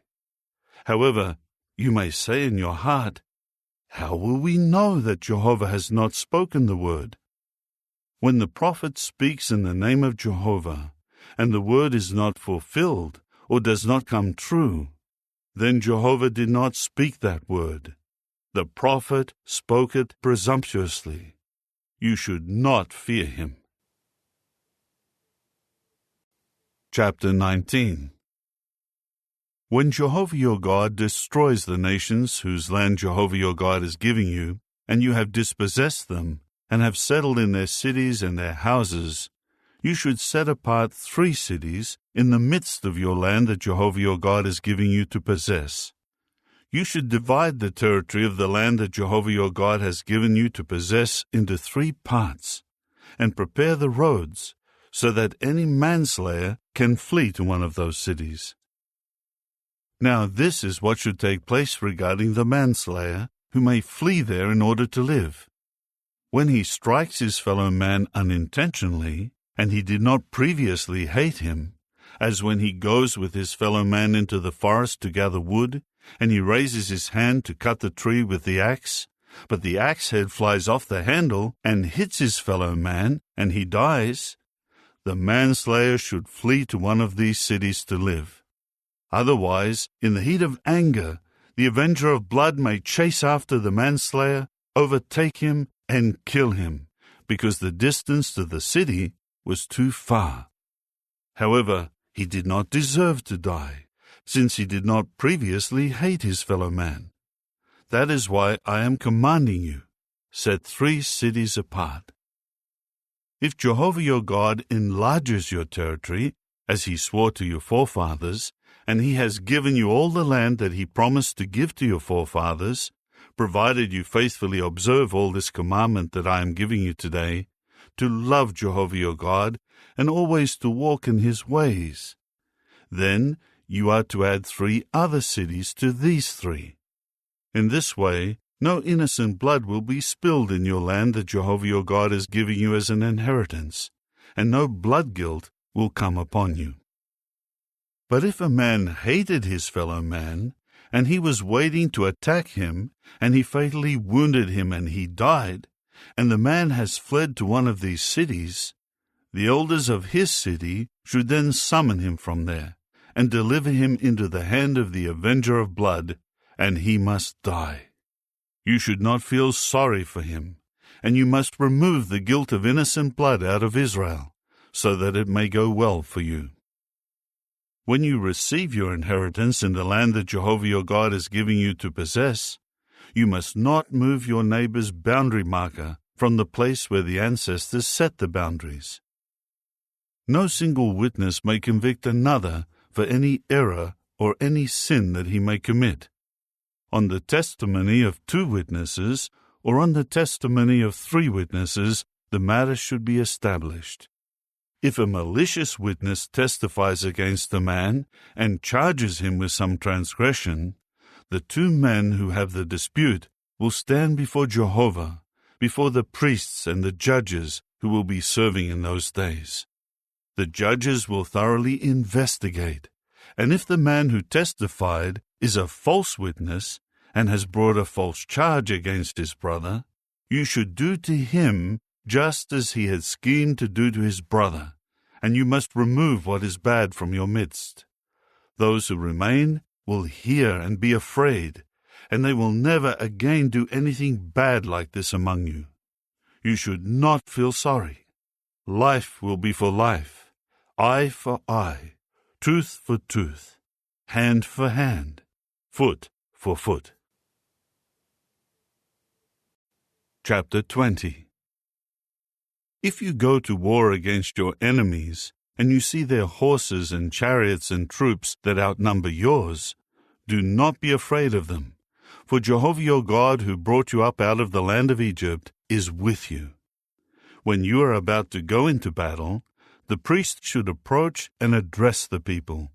He should tell them, "Hear, O Israel, you are about to do battle with your enemies. Do not be faint-hearted. Do not be afraid or be terrified or tremble because of them. For Jehovah your God is marching with you to fight for you against your enemies and to save you." The officers too should tell the people, "Who has built a new house and has not inaugurated it? Let him return to his house. Otherwise he may die in the battle, and another man will inaugurate it. And who has planted a vineyard and not begun to use it? Let him go and return to his house. Otherwise he may die in the battle, and another man will begin to use it. And who has become engaged to a woman and has not married her? Let him go and return to his house. Otherwise he might die in the battle, and another man will marry her." The officers should also ask the people, "Who is fearful and faint-hearted?" He should return to his house, so that he may not cause his brothers to lose heart, as he has. When the officers have finished speaking to the people, they should appoint chiefs of the armies to lead the people. If you approach a city to fight against it, you should also announce to it terms of peace. If it gives a peaceful answer to you and opens up to you, all the people found there will become yours for forced labor, and they will serve you. But if it refuses to make peace with you, and instead goes to war with you, you should besiege it, and Jehovah your God will certainly give it into your hand, and you must strike down every male in it with the sword. However, the women, the children, the livestock, and everything that is in the city, all its spoil, you may plunder for yourself, and you will eat the spoil of your enemies, which Jehovah your God has given to you. That is what you will do to all the cities very far away from you that are not of the cities of these nearby nations. But in the cities of these peoples, which Jehovah your God is giving you as an inheritance, you must not allow any breathing thing to live. Instead, you should devote them completely to destruction: the Hittites, the Amorites, the Canaanites, the Perizzites, the Hivites, and the Jebusites, just as Jehovah your God has commanded you, so that they may not teach you to follow all their detestable practices that they have done for their gods, causing you to sin against Jehovah your God. If you lay siege to a city in order to capture it, and you have been fighting against it for many days, you should not destroy its trees by wielding an axe against them. You may eat from them, but you should not cut them down. For should you besiege a tree of the field as you would a man? You may destroy only a tree that you know is not used for food. You may cut it down and build siege works against the city that is making war against you, until it falls. Chapter 21. If someone is found slain in a field of the land that Jehovah your God is giving you to possess, and it is not known who killed him, your elders and judges should go out and measure the distance from the dead body to the cities that surround it. Then the elders of the city nearest to the body should take from the herd a young cow that has never been put to work, that has never pulled in a yoke, and the elders of that city should lead the young cow down to a valley running with water, where no tilling or sowing of seed has been done, and they should break the neck of the young cow there in the valley. And the priests, the Levites, will approach, because Jehovah your God has chosen them to minister to him, to pronounce blessings in the name of Jehovah. They will declare how every dispute involving violence should be resolved.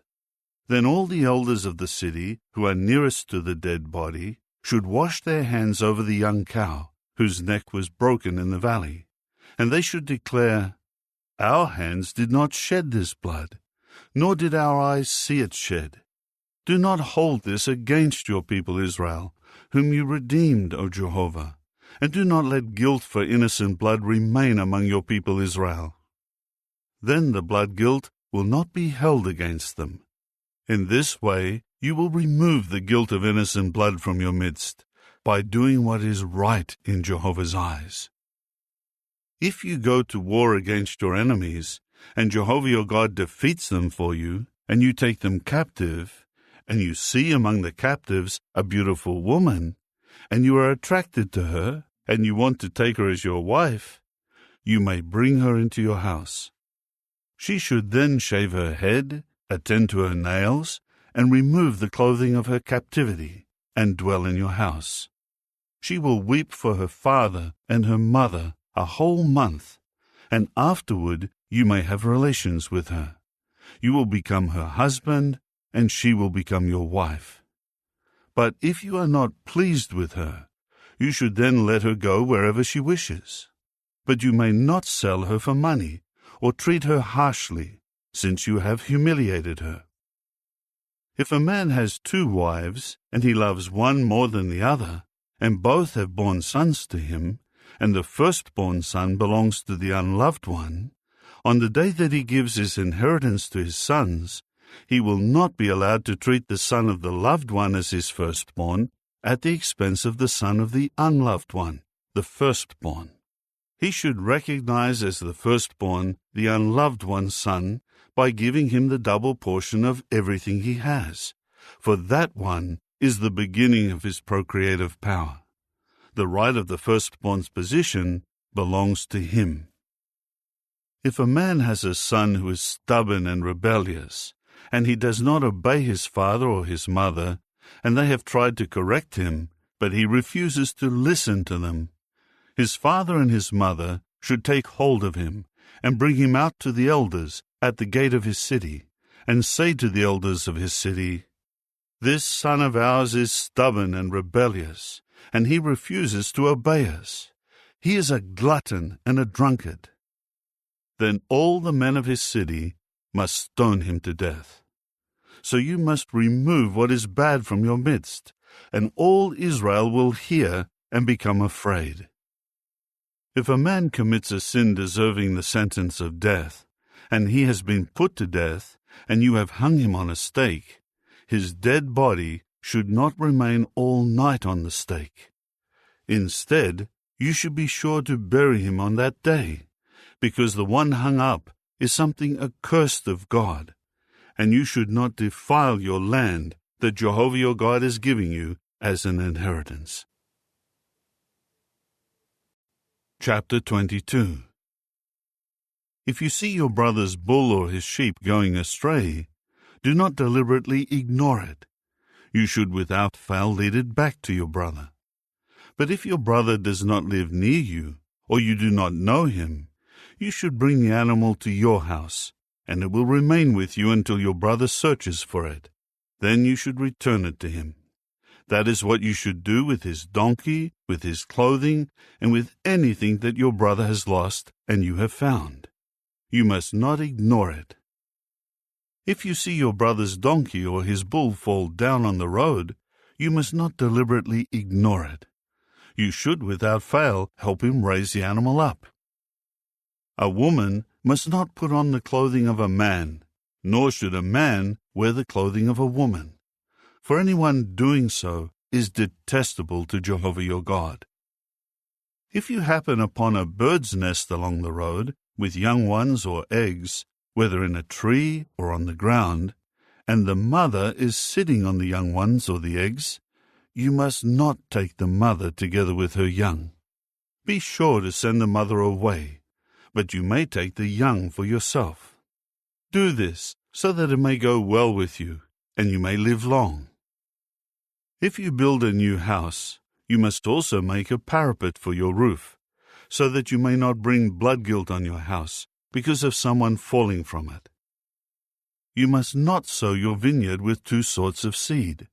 Otherwise, everything produced from the seed you sow, as well as the product of the vineyard, will be forfeited to the sanctuary. You must not plow with a bull and a donkey together. You must not wear clothing made of wool and linen mixed together. You should make tassels on the four corners of the clothing you wear. If a man takes a wife and has relations with her, but then comes to hate her, and he accuses her of misconduct and gives her a bad name by saying, "I have taken this woman, but when I had relations with her, I did not find evidence that she was a virgin." The father and mother of the girl should produce the evidence of the girl's virginity for the elders at the gate of the city.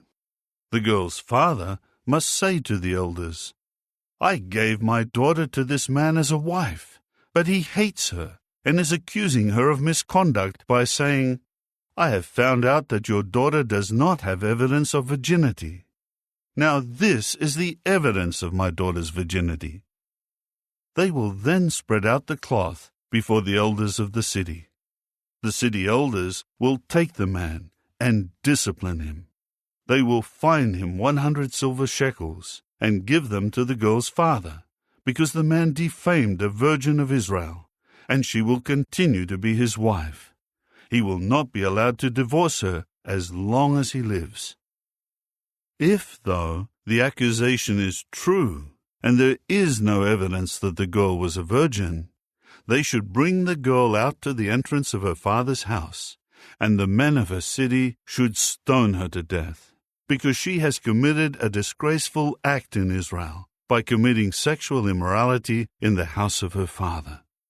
So you must remove what is bad from your midst. If a man is found lying down with a woman who is the wife of another man, both of them must die together, the man who lay down with the woman as well as the woman. So you must remove what is bad out of Israel.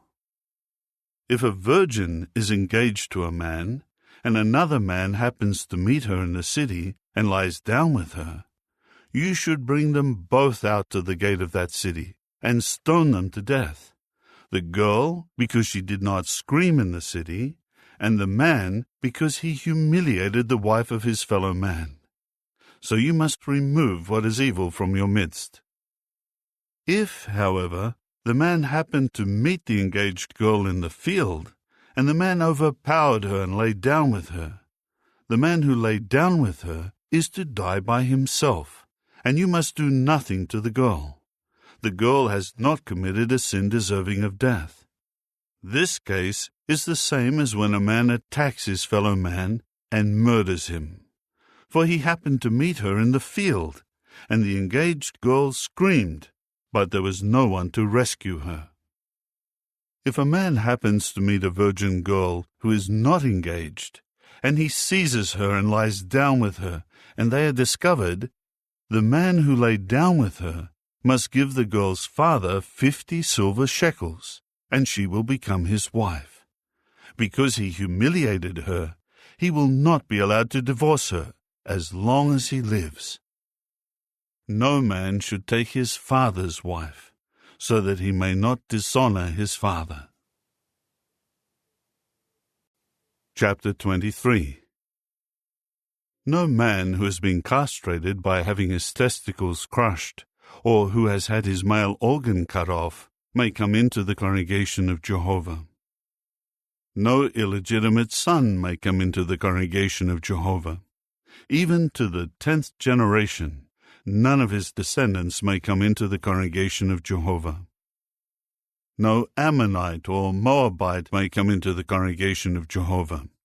Even to the 10th generation, none of their descendants may ever come into the congregation of Jehovah, because they did not come to your aid with food and water when you were on the way going out of Egypt.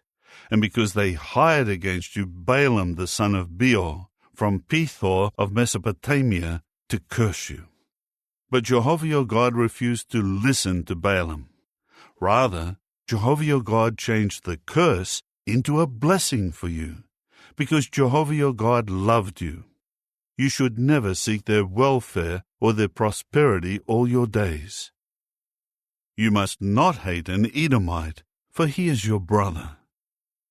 You must not hate an Egyptian, for you became a foreign resident in his country. The third generation of children born to them may enter the congregation of Jehovah. When you are encamped against your enemies, you should avoid anything bad. If a man becomes unclean because of a nocturnal emission, he should go outside the camp and not re-enter the camp. When evening falls, he should wash with water, and then he may return to the camp at sunset. A private place should be designated for use outside the camp, and there is where you should go. A peg should be part of your equipment. When you squat outside, you should dig a hole with it, and then cover your excrement. For Jehovah your God is walking about within your camp to deliver you, and to hand over your enemies to you. And your camp must be holy, so that he does not see anything indecent in you and turn away from accompanying you. You should not hand over a slave to his master when he escapes from his master and comes to you. He may dwell among you in whatever place he chooses in one of your cities, wherever he likes. You must not mistreat him. None of the daughters of Israel may become a temple prostitute, neither may any one of the sons of Israel become a temple prostitute. You must not bring the price paid to a female prostitute or the price paid to a male prostitute into the house of Jehovah your God to fulfill a vow, for both of them are something detestable to Jehovah your God. You must not make your brother pay interest, whether interest on money, on food, or on anything on which interest may be charged. You may make a foreigner pay interest, but you must not make your brother pay interest, so that Jehovah your God may bless you in every undertaking of yours in the land you are going to take possession of. If you make a vow to Jehovah your God, do not be slow about paying it, for Jehovah your God will surely require it of you. Otherwise, it will be a sin on your part. But if you refrain from making a vow, you will not be guilty of sin. The word of your lips you should keep, and you must carry out what your own mouth vowed as a voluntary offering to Jehovah your God. If you enter your neighbor's vineyard, you may eat enough grapes to satisfy your appetite, but you should not put any in your container. If you go into your neighbor's field of standing grain, you may pluck the ripe ears with your hand, but you should not put a sickle to your neighbor's grain. Chapter 24. If a man marries a woman, but she does not please him because he found something indecent about her, he must write out a certificate of divorce for her, hand it to her, and dismiss her from his house. After she leaves his house, she may go and become another man's wife. If the second man hates her, and writes out a certificate of divorce for her, hands it to her, and dismisses her from his house, or if the second man who married her should die, her first husband who dismissed her will not be allowed to take her back again as his wife after she has been defiled, for that is something detestable to Jehovah. You must not bring sin into the land that Jehovah your God is giving you as an inheritance. When a man is newly married, he should not serve in the army or be given any other duties. He should remain exempt for 1 year and stay at home and bring joy to his wife. No one should seize a hand mill or its upper millstone as security for a loan, for that would be taking someone's livelihood as security. If someone is found to have kidnapped one of his Israelite brothers, and he has mistreated him and sold him, the kidnapper must die. You should remove what is bad from your midst. When there is an outbreak of leprosy, be very careful to do according to all that the Levitical priests will instruct you. Be careful to do exactly as I commanded them. Remember what Jehovah your God did to Miriam on the way when you were coming out of Egypt. If you make any sort of loan to your neighbor, you must not enter into his house to seize from him what he has offered as security. You should stand outside, and the man who received the loan should bring outside to you what he is giving as security. And if the man is in need, you must not go to bed with what he gave as security still in your possession. You should by all means return to him what he has given as security as soon as the sun sets, and he will go to bed with his garment, and he will bless you, and it will mean righteousness for you before Jehovah your God. You must not defraud a hired worker who is in need and poor, whether one of your brothers or a foreign resident in your land, within your cities. You should give him his wages that very day, before the sun sets, because he is in need and his life depends on his wages. Otherwise, he will cry out to Jehovah against you, and you will be guilty of sin. Fathers should not be put to death for what their children do, and children should not be put to death for what their fathers do. A person should be put to death only for his own sin. You must not pervert the judgment of the foreign resident or of the fatherless child, and you must not seize the garment of a widow as security for a loan. Remember that you became a slave in Egypt, and Jehovah your God redeemed you from there. That is why I am commanding you to do this. When you reap your harvest from your field, and you have forgotten a sheaf in the field, do not go back to get it. It should be left for the foreign resident, the fatherless child, and the widow, so that Jehovah your God may bless you in all that you do. When you beat your olive tree, you should not repeat the procedure on its branches. What is left should remain for the foreign resident, the fatherless child, and the widow. When you gather the grapes of your vineyard, you must not return to gather the leftovers. They should be left for the foreign resident, the fatherless child, and the widow. Remember that you became a slave in the land of Egypt. That is why I am commanding you to do this. Chapter 25. When a dispute arises between men, they may present themselves before the judges, and they will judge them, and pronounce the righteous one innocent and the wicked one guilty. If the wicked one deserves to be beaten, the judge will have him lie down prostrate, and he will be beaten in his presence. The number of strokes should correspond to the wickedness of his deed. He may beat him with up to 40 strokes, but no more. If he would continue beating him with more strokes than this, your brother would be disgraced before your eyes. You must not muzzle a bull when it is threshing out grain. If brothers dwell together, and one of them dies without having a son, the wife of the dead one should not marry someone from outside the family. Her brother-in-law should go to her, take her as his wife, and perform brother-in-law marriage with her. The firstborn whom she will bear will carry on the name of his dead brother, so that his name may not be wiped out of Israel. Now, if the man does not want to marry his brother's widow should then go to the elders at the city gate and say, "My husband's brother has refused to preserve his brother's name in Israel. He has not consented to perform brother-in-law marriage with me." The elders of his city must call him and speak to him.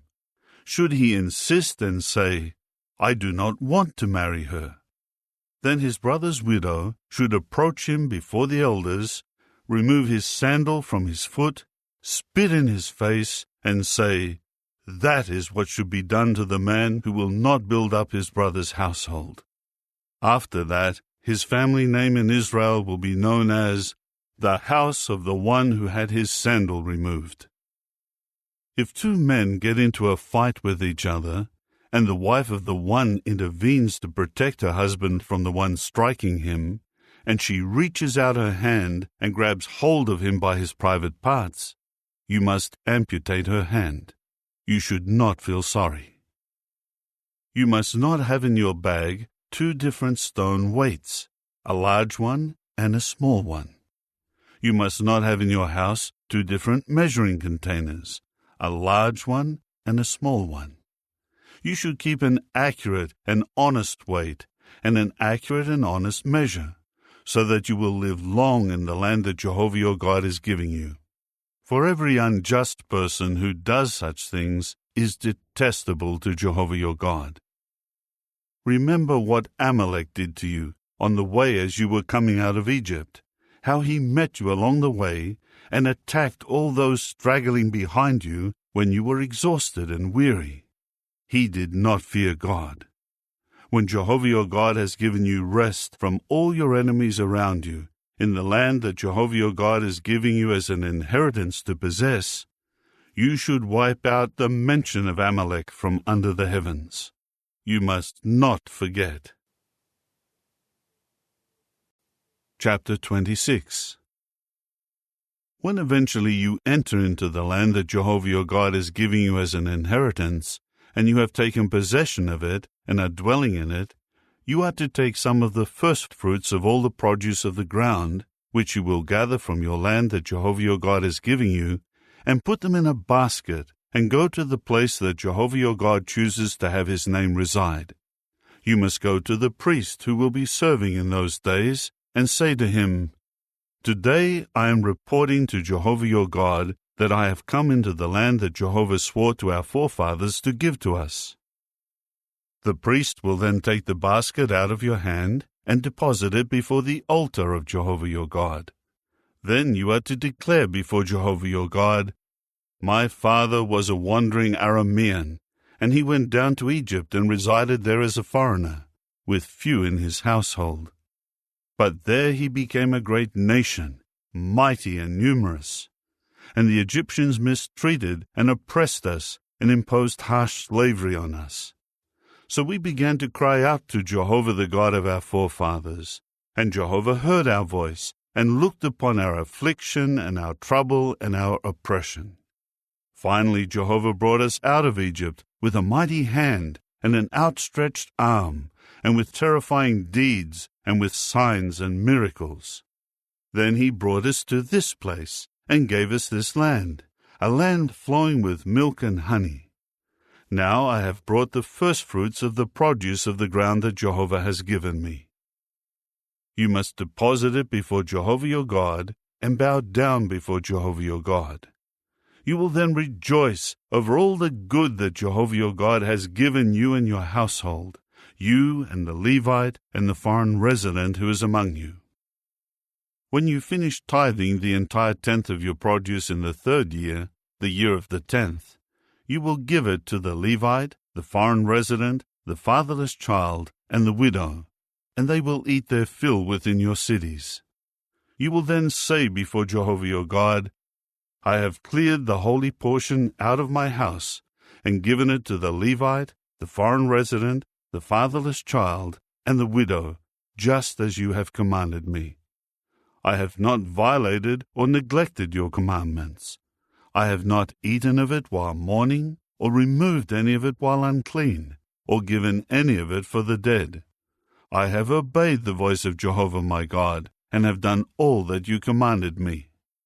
Now look down from your holy dwelling, the heavens, and bless your people Israel, and the land that you have given us, just as you swore to our forefathers, the land flowing with milk and honey." This day, Jehovah your God is commanding you to carry out these regulations and judicial decisions. You must observe them and carry them out with all your heart and all your soul. Today you have obtained Jehovah's declaration that he will become your God, as you walk in his ways and observe his regulations, his commandments, and his judicial decisions, and as you listen to his voice.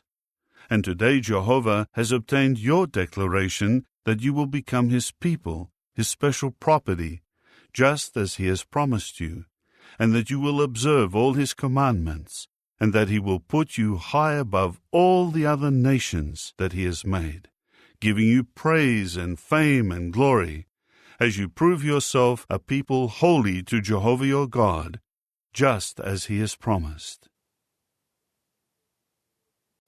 Chapter 27.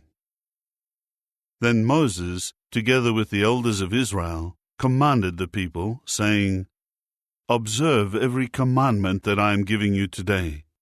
And in the day when you will cross the Jordan into the land that Jehovah your God is giving you, set up large stones and cover them with plaster. Then write on them all the words of this law when you have crossed over, so that you may enter into the land that Jehovah your God is giving you, a land flowing with milk and honey, just as Jehovah, the God of your forefathers, has promised you. When you have crossed the Jordan, you should set up these stones on Mount Ebal and cover them with plaster, just as I am commanding you today. You are also to build an altar there to Jehovah your God, an altar of stones. You should not use iron tools on them. You should build the altar of Jehovah your God with whole stones and offer burnt offerings to Jehovah your God on it. You are to offer communion sacrifices and eat them there, and you will rejoice before Jehovah your God, and clearly write on the stones all the words of this law. Then Moses and the Levitical priests spoke to all Israel, saying, Keep silent and listen, O Israel. This day you have become the people of Jehovah your God. You must listen to the voice of Jehovah your God, and carry out his commandments and his regulations, which I am commanding you today. On that day Moses commanded the people, saying, The following tribes will stand on Mount Gerizim to bless the people when you have crossed the Jordan: Simeon, Levi, Judah, Issachar, Joseph, and Benjamin. And the following will stand on Mount Ebal to pronounce the curse: Reuben, Gad, Asher, Zebulun, Dan, and Naphtali. And the Levites will answer every man of Israel with a loud voice: Cursed is the man who makes a carved image or a metal statue, a thing detestable to Jehovah, the workmanship of the hands of a craftsman, and who has hidden it. And all the people will respond, saying, Amen. Cursed is the one who treats his father or his mother with contempt. And all the people will say, Amen. Cursed is the one who moves his neighbor's boundary marker. And all the people will say, Amen. Cursed is the one who causes a blind person to lose his way on the road. And all the people will say, Amen.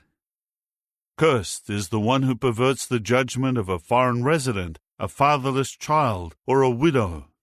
And all the people will say, Amen.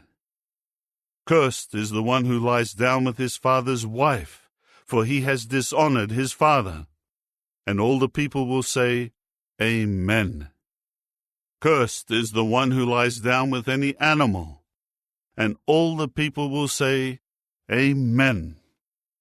Cursed is the one who lies down with his sister, the daughter of his father, or the daughter of his mother. And all the people will say, Amen. Cursed is the one who lies down with his mother-in-law. And all the people will say, Amen. Cursed is the one who ambushes and kills his neighbor. And all the people will say, Amen. Cursed is the one who accepts a bribe to kill an innocent person. And all the people will say, Amen. Cursed is the one who will not uphold the words of this law by carrying them out. And all the people will say, Amen. Chapter 28.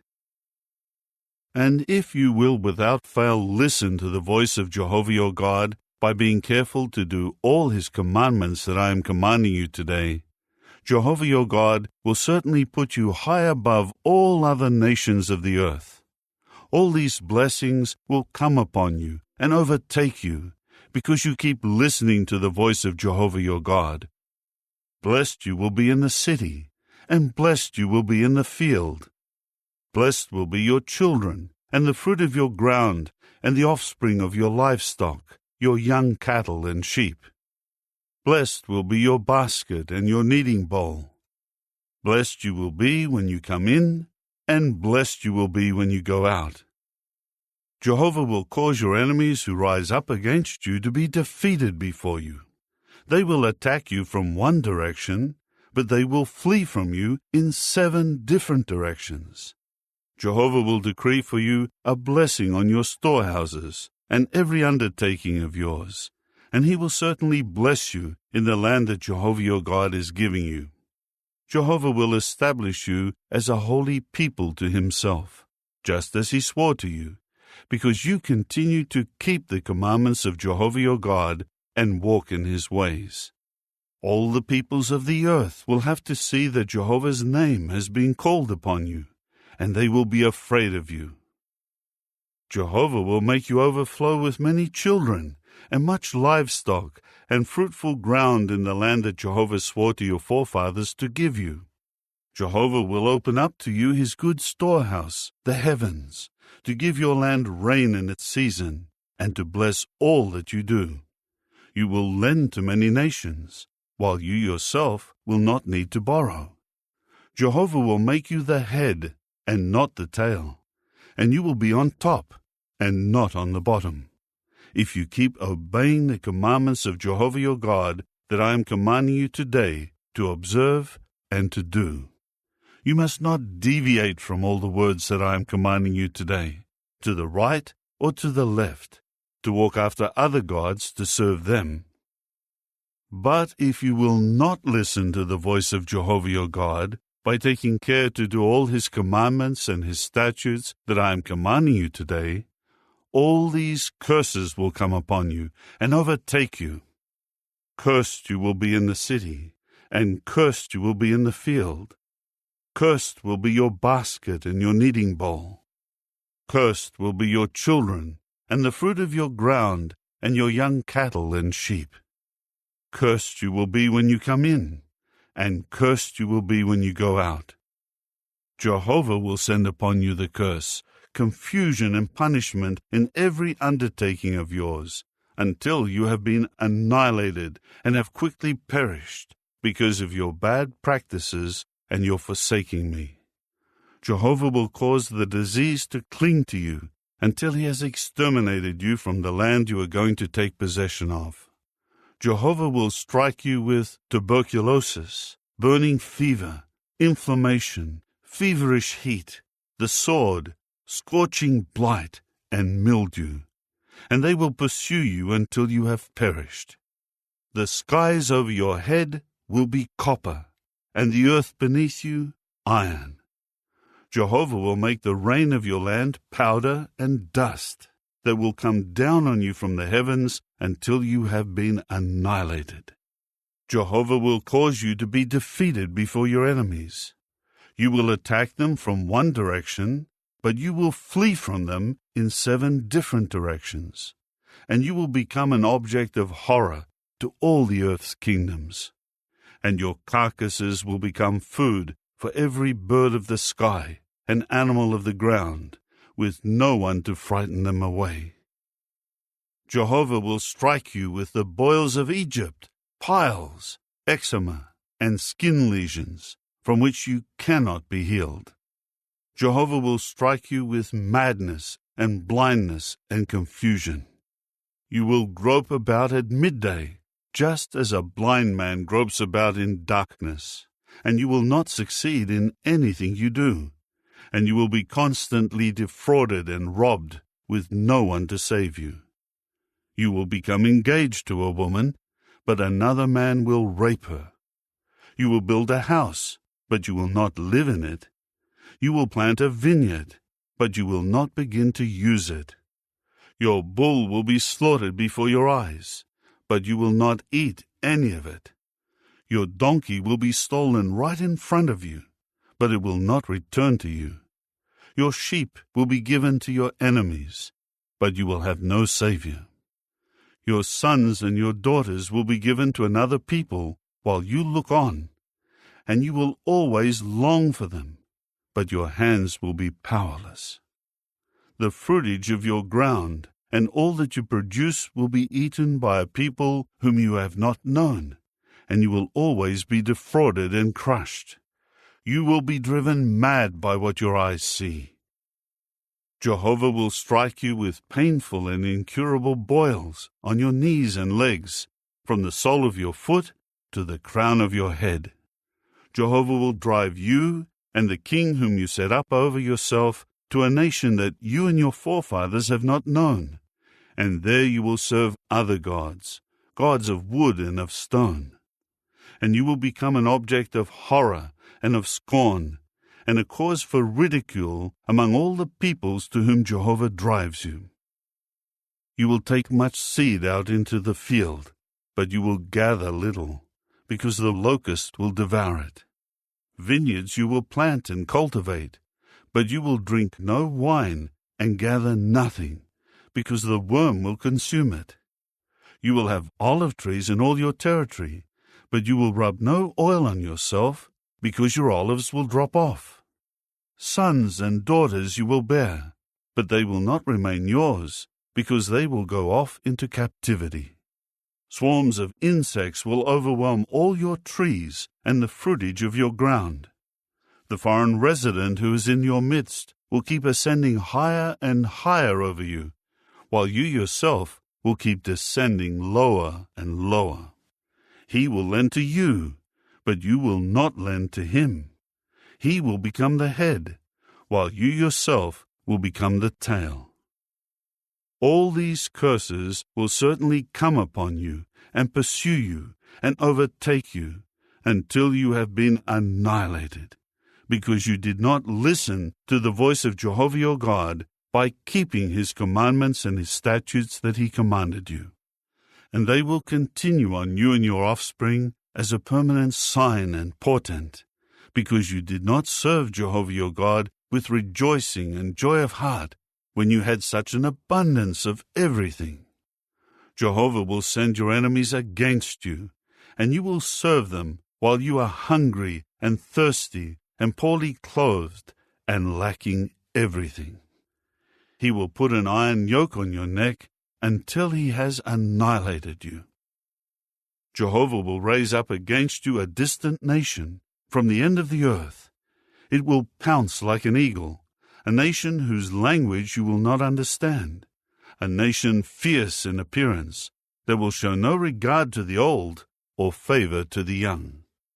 They will eat the offspring of your livestock and the fruitage of your ground until you have been annihilated.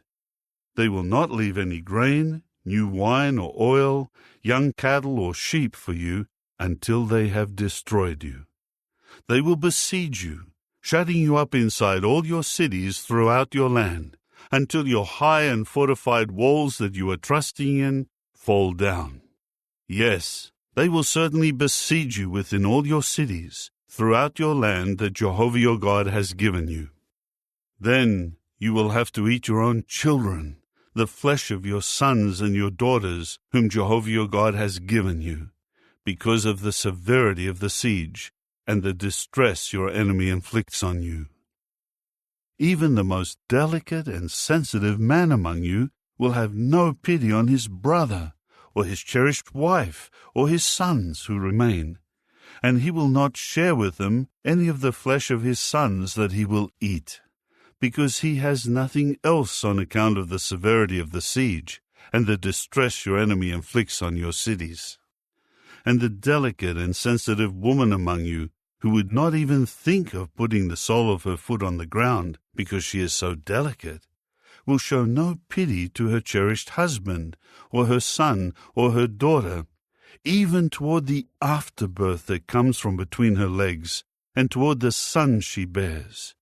For she will secretly eat them because of the severity of the siege and the distress your enemy inflicts on your cities.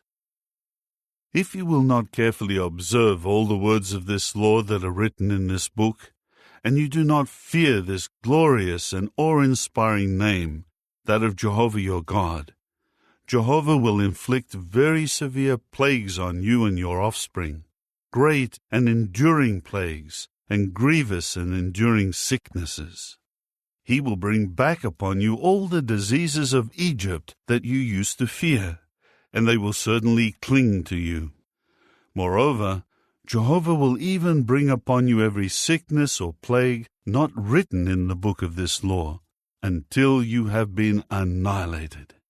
Although you have become as numerous as the stars of the heavens, very few of your number will be left, because you did not listen to the voice of Jehovah your God. And just as Jehovah once delighted to make you prosper and to multiply you, so Jehovah will delight to destroy you and to annihilate you, and you will be torn from the land you are about to possess. Jehovah will scatter you among all the nations, from the one end of the earth to the other end of the earth, and there you will have to serve gods of wood and of stone, which you and your forefathers have not known. You will have no peace among those nations, nor a place of rest for the sole of your foot. Rather, Jehovah will give you there an anxious heart and failing eyes and a feeling of despair. Your life will be in great peril, and you will feel dread night and day, and you will be uncertain of your survival. In the morning you will say, "If only it were evening," and in the evening you will say, "If only it were morning," because of the dread you will feel in your heart, and because of what your eyes will see. And Jehovah will certainly bring you back to Egypt by ship, by the way that I told you. You will never see it again. And there you will have to sell yourselves to your enemies as male and female slaves, but there will be no buyer. Chapter 29. These are the words of the covenant that Jehovah commanded Moses to make with the people of Israel in the land of Moab, in addition to the covenant that he made with them at Horeb. Moses then called together all Israel and said to them, "You have seen all that Jehovah did before your eyes in the land of Egypt, to Pharaoh and all his servants and all his land, the great judgments that your eyes saw, those great signs and miracles. But Jehovah has not given you a heart to understand, and eyes to see, and ears to hear, down to this day. While I kept guiding you for 40 years in the wilderness, your garments did not wear out on you, and your sandals did not wear out on your feet. You did not eat bread, and you did not drink wine or anything alcoholic, so that you would know that I am Jehovah your God. You eventually came to this place, and Sihon the king of Heshbon and Og the king of Bashan came out to meet us in battle, but we defeated them. After that, we took their land and gave it as an inheritance to the Reubenites, the Gadites, and the half-tribe of the Manassites. Therefore, observe the words of this covenant and obey them, so that everything you do will turn out well. All of you are stationed today before Jehovah your God, the heads of your tribes, your elders, your officers, every man of Israel, your children, your wives, and your foreign resident who is in the midst of your camp, from the one gathering your wood to the one drawing your water. You are here in order to enter into the covenant of Jehovah your God and his oath, which Jehovah your God is making with you today, in order that he may establish you today as his people, and that he may be your God, just as he has promised you, and just as he swore to your forefathers Abraham, Isaac, and Jacob. Now, it is not with you alone that I am making this covenant and this oath, but it is with those standing here with us today before Jehovah our God, and with those who are not here with us today. For you well know how we lived in the land of Egypt, and how we passed through the midst of various nations on our journey. And you used to see their detestable things and their disgusting idols of wood and stone, silver and gold that were among them. Beware that there may not be a man or a woman, a family or a tribe among you today whose heart turns away from Jehovah our God to go serve the gods of those nations, that there may not be a root among you producing poisonous fruit and wormwood. But if someone hears the words of this oath and boasts in his heart, saying, I will have peace, though I insist on walking in the ways of my own heart, to the ruin of everything in his path, Jehovah will not be willing to forgive him. Instead, Jehovah's great anger will blaze against that man, and the entire curse written in this book will certainly come upon him, and Jehovah will indeed wipe out his name from under the heavens. Jehovah will then single him out from all the tribes of Israel for calamity, in accord with the entire curse of the covenant that is written in this book of the law. When the future generation of your sons and the foreigner from a distant land see the plagues of the land, the maladies that Jehovah has brought upon it, sulfur and salt and burning, so that its whole land will not be sown or sprout, nor will any vegetation spring up in it, like the overthrow of Sodom and Gomorrah, Admah and Zeboim, which Jehovah overthrew in his anger and in his wrath. They and all the nations will say, Why did Jehovah do this to this land? What caused this great burning anger? Then they will say, It was because they abandoned the covenant of Jehovah, the God of their forefathers, which he made with them when he brought them out of the land of Egypt. But they went and served other gods, and bowed down to them, gods that they had not known, and that he had not permitted them to worship. Then Jehovah's burning anger came against that land, by bringing upon it the entire curse written in this book. Therefore Jehovah uprooted them from their soil in his anger and fury and great indignation, and deported them to another land where they are today. The things concealed belong to Jehovah our God, but the things revealed belong to us and to our descendants forever, so that we may carry out all the words of this law. Chapter 30. When all these words come upon you, the blessing and the curse that I have put before you, and you call them to mind in all the nations where Jehovah your God has dispersed you, and you return to Jehovah your God, and listen to his voice according to all that I am commanding you today, you and your sons, with all your heart and all your soul, Jehovah your God will then bring back your captives, and show you mercy, and regather you from all the peoples where Jehovah your God has scattered you. Even if your people are dispersed to the extremity of the heavens, from there Jehovah your God will gather you and bring you back. Jehovah your God will bring you into the land your fathers took possession of, and you will possess it, and he will make you prosper, and will multiply you more than your fathers. Jehovah your God will cleanse your heart and the heart of your offspring, so that you will love Jehovah your God with all your heart and all your soul, and you may live. Then Jehovah your God will bring all these curses upon your enemies who hated and persecuted you. You will then return and listen to the voice of Jehovah, and observe all his commandments that I am commanding you today. Jehovah your God will make you abundantly prosperous in all the work of your hands, multiplying your children and your livestock and the produce of your ground. For Jehovah will again delight to make you prosper, just as he delighted in your forefathers. For then you will listen to the voice of Jehovah your God, and keep his commandments and statutes written in this book of the law, and you will return to Jehovah your God with all your heart and all your soul. Now this commandment that I am commanding you today is not too difficult for you, nor is it beyond your reach. It is not in the heavens, so that you have to say, Who will ascend to the heavens and get it for us, so that we may hear it and observe it?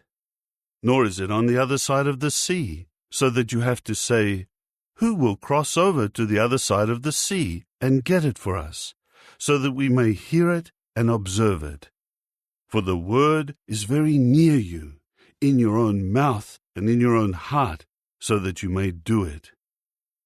See, I do put before you today life and good, and death and bad.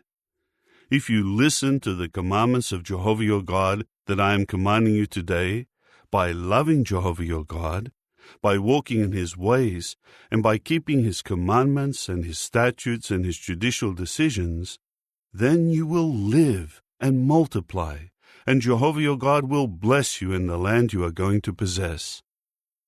But if your heart turns away, and you do not listen, and you are enticed and bow down to other gods and serve them, I tell you today that you will certainly perish. You will not live long in the land you are crossing the Jordan to possess. I take the heavens and the earth as witnesses against you today, that I have put life and death before you, the blessing and the curse.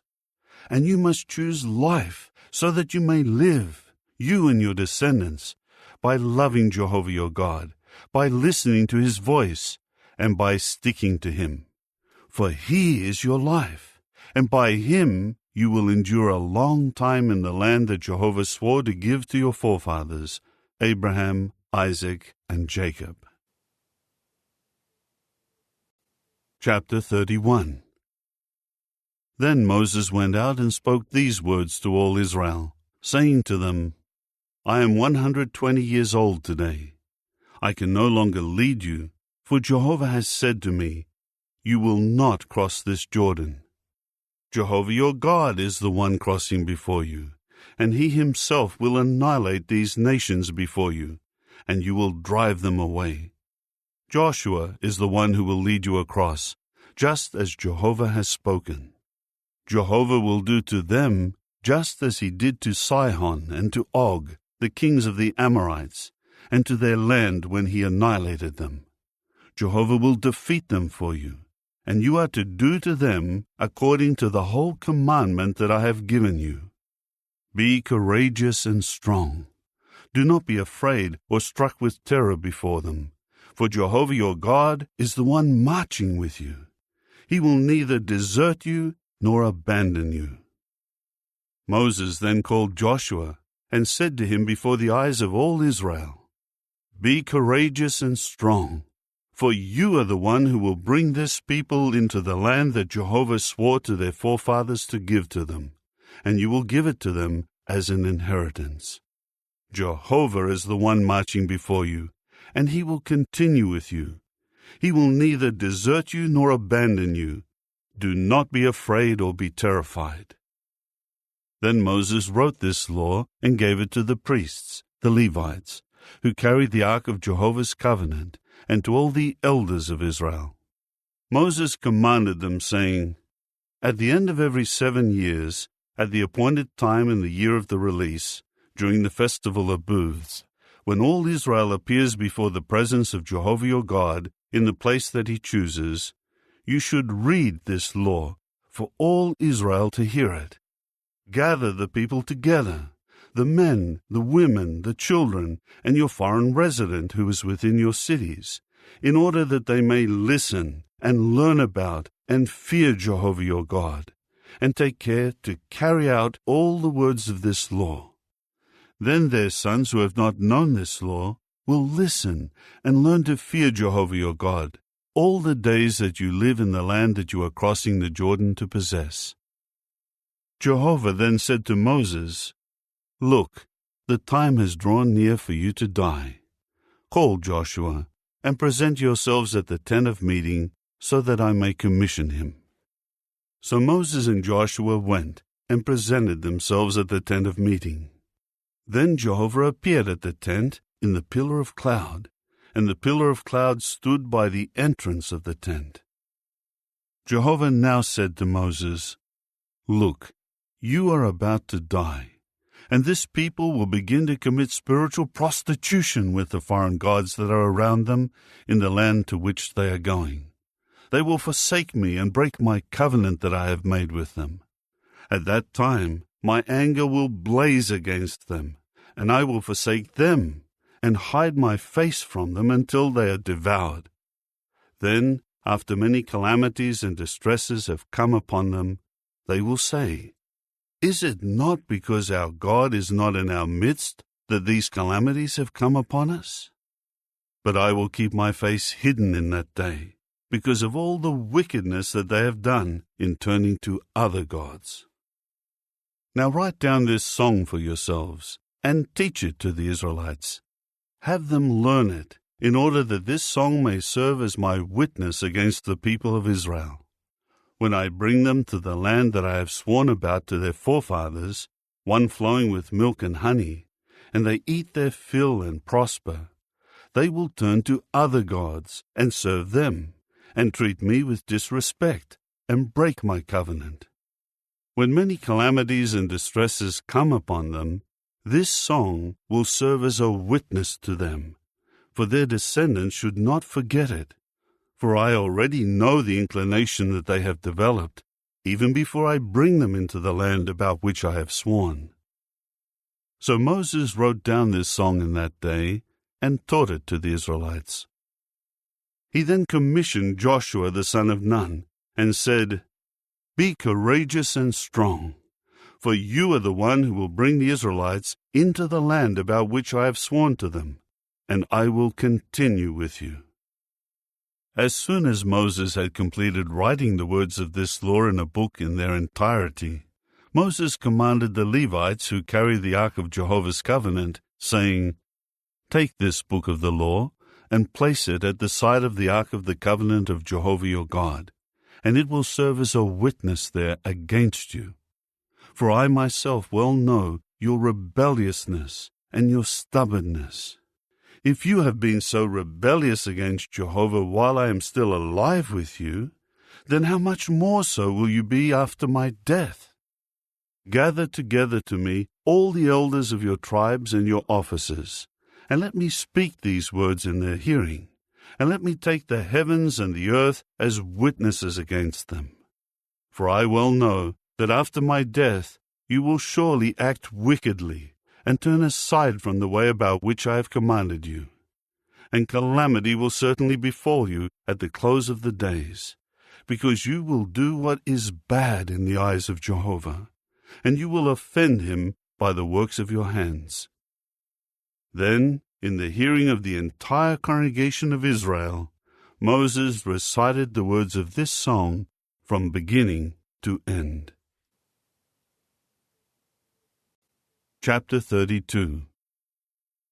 Give ear, O heavens, and I will speak, and let the earth hear the words of my mouth. My instruction will fall as the rain, my words will trickle as the dew, as gentle rains upon grass, and as copious showers upon vegetation. For I will declare the name of Jehovah, tell about the greatness of our God. The rock, perfect is his activity, for all his ways are justice. A God of faithfulness, who is never unjust. Righteous and upright is he. They are the ones who have acted corruptly. They are not his children. The defect is their own. They are a crooked and twisted generation. Is this the way that you should treat Jehovah, O foolish and unwise people?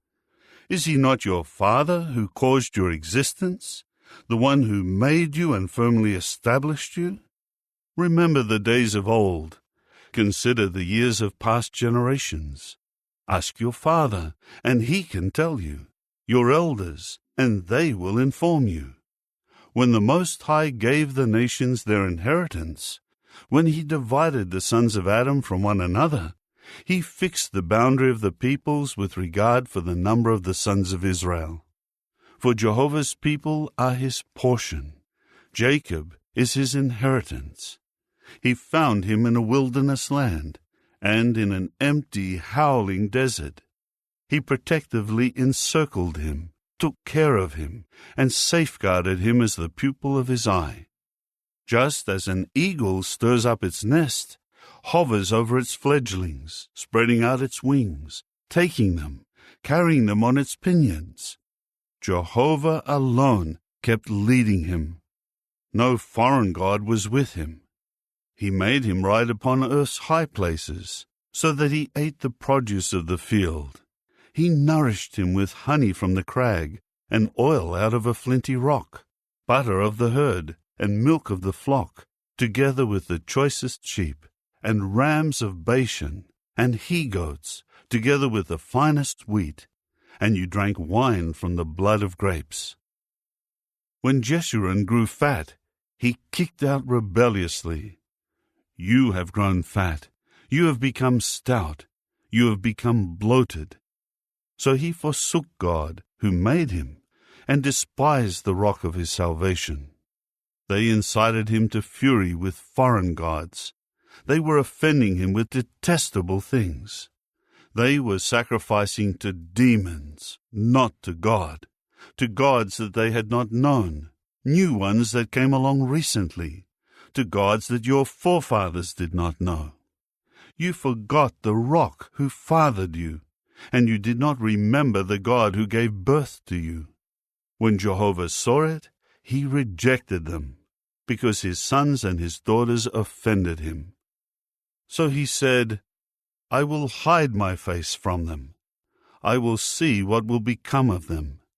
For they are a perverse generation, sons in whom there is no faithfulness. They have incited me to fury with what is not a God. They have offended me with their worthless idols. So I will incite them to jealousy with what is not a people. I will offend them with a foolish nation. For my anger has kindled a fire that will burn to the depths of the grave, and it will consume the earth and its produce, and will set ablaze the foundations of mountains. I will increase their calamities. I will use up my arrows on them. They will be exhausted from hunger, and eaten up by burning fever and bitter destruction. I will send the teeth of beasts against them, and the venom of reptiles of the dust. Outside, a sword will bereave them. Inside, there is terror for both young man and virgin, infant together with gray-haired man. I would have said, I will scatter them. I will make the memory of them cease from among men, if not for my dread of the enemy's reaction, because the adversaries might misconstrue it. They might say, Our power has triumphed. It was not Jehovah who did all of this. For they are a nation devoid of sense, and there is no understanding among them. If only they were wise, they would ponder over this. They would think about their outcome. How could one chase after 1,000, and two put 10,000 to flight? Not unless their rock had sold them, and Jehovah had surrendered them. For their rock is not like our rock. Even our enemies have understood this. For their vine is from the vine of Sodom, and from the terraces of Gomorrah. Their grapes are grapes of poison. Their clusters are bitter. Their wine is the venom of serpents, the cruel poison of cobras. Is this not stored up with me, sealed up in my storehouse? Vengeance is mine, and retribution, at the appointed time when their foot slips, for the day of their disaster is near, and what awaits them will come quickly. For Jehovah will judge his people, and he will feel pity for his servants, when he sees that their strength has waned, and that only the helpless and weak remain. Then he will say, Where are their gods, the rock in whom they sought refuge, who used to eat the fat of their sacrifices, to drink the wine of their drink offerings? Let them rise up and help you. Let them become your place of refuge. See now that I am he, and there are no gods apart from me. I put to death, and I make alive. I wound, and I will heal, and no one can rescue from my hand. For I raise my hand to heaven, and I swear, as surely as I live forever, if I sharpen my flashing sword and prepare my hand for judgment, I will pay back vengeance on my adversaries and bring retribution to those who hate me. I will make my arrows drunk with blood, and my sword will eat flesh, with the blood of the slain and the captives, with the heads of the leaders of the enemy. Be glad, you nations, with his people, for he will avenge the blood of his servants, and he will repay vengeance to his adversaries, and will make atonement for the land of his people. Thus Moses came and recited all the words of this song in the hearing of the people, he and Hoshea the son of Nun. After Moses finished speaking all these words to all Israel, he said to them, "Take to heart all the words of my warning to you today, so that you may command your sons to take care to do all the words of this law. For this is no empty word for you, but it means your life, and by this word you may live long in the land that you are crossing the Jordan to possess." Jehovah spoke to Moses on this same day, saying, "Go up into this mountain of Abarim, Mount Nebo, which is in the land of Moab, which faces toward Jericho, and view the land of Canaan, which I am giving to the Israelites as a possession.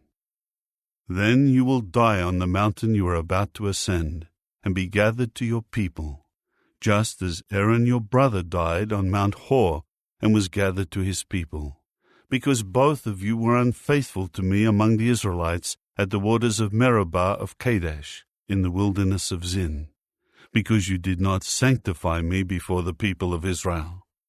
You will see the land from a distance, but you will not enter the land that I am giving to the people of Israel."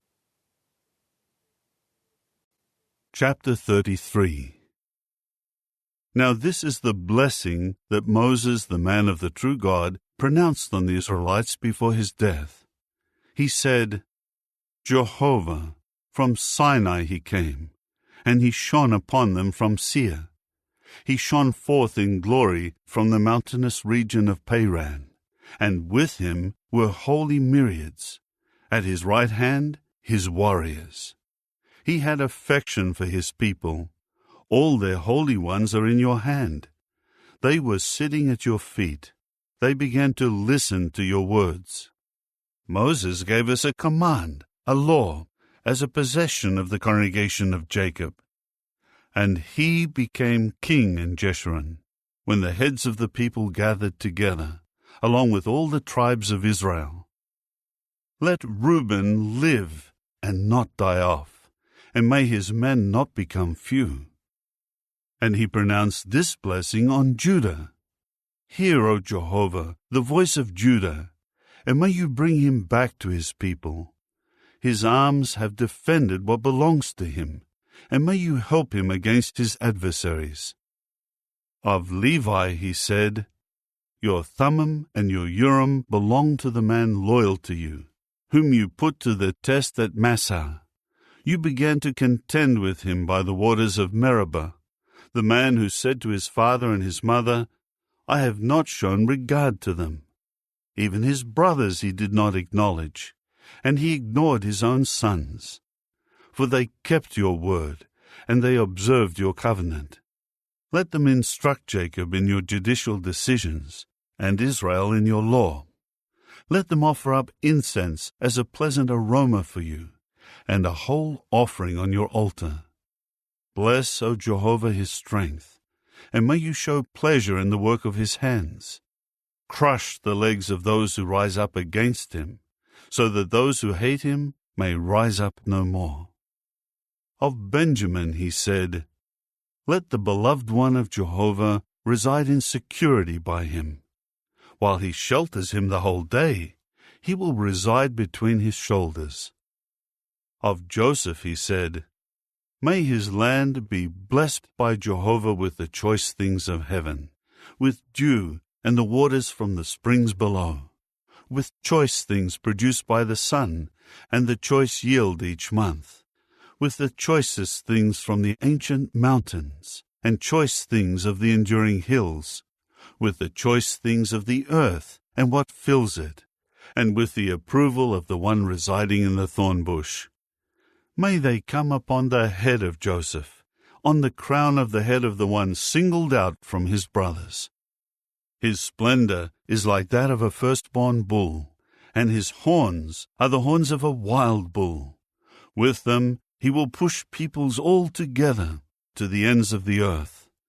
They are the tens of thousands of Ephraim, and they are the thousands of Manasseh. Of Zebulun he said, Rejoice, O Zebulun, in your going out, and you, Issachar, in your tents. They will call peoples to the mountain. There they will offer the sacrifices of righteousness, for they will draw from the abundant wealth of the seas and the hidden hoards of the sand. Of Gad he said, Blessed is the one widening the borders of Gad. He lies there like a lion, ready to tear off the arm, yes, the crown of the head. He will select the first portion for himself, for there the allotment of a lawgiver is reserved. The heads of the people will gather together.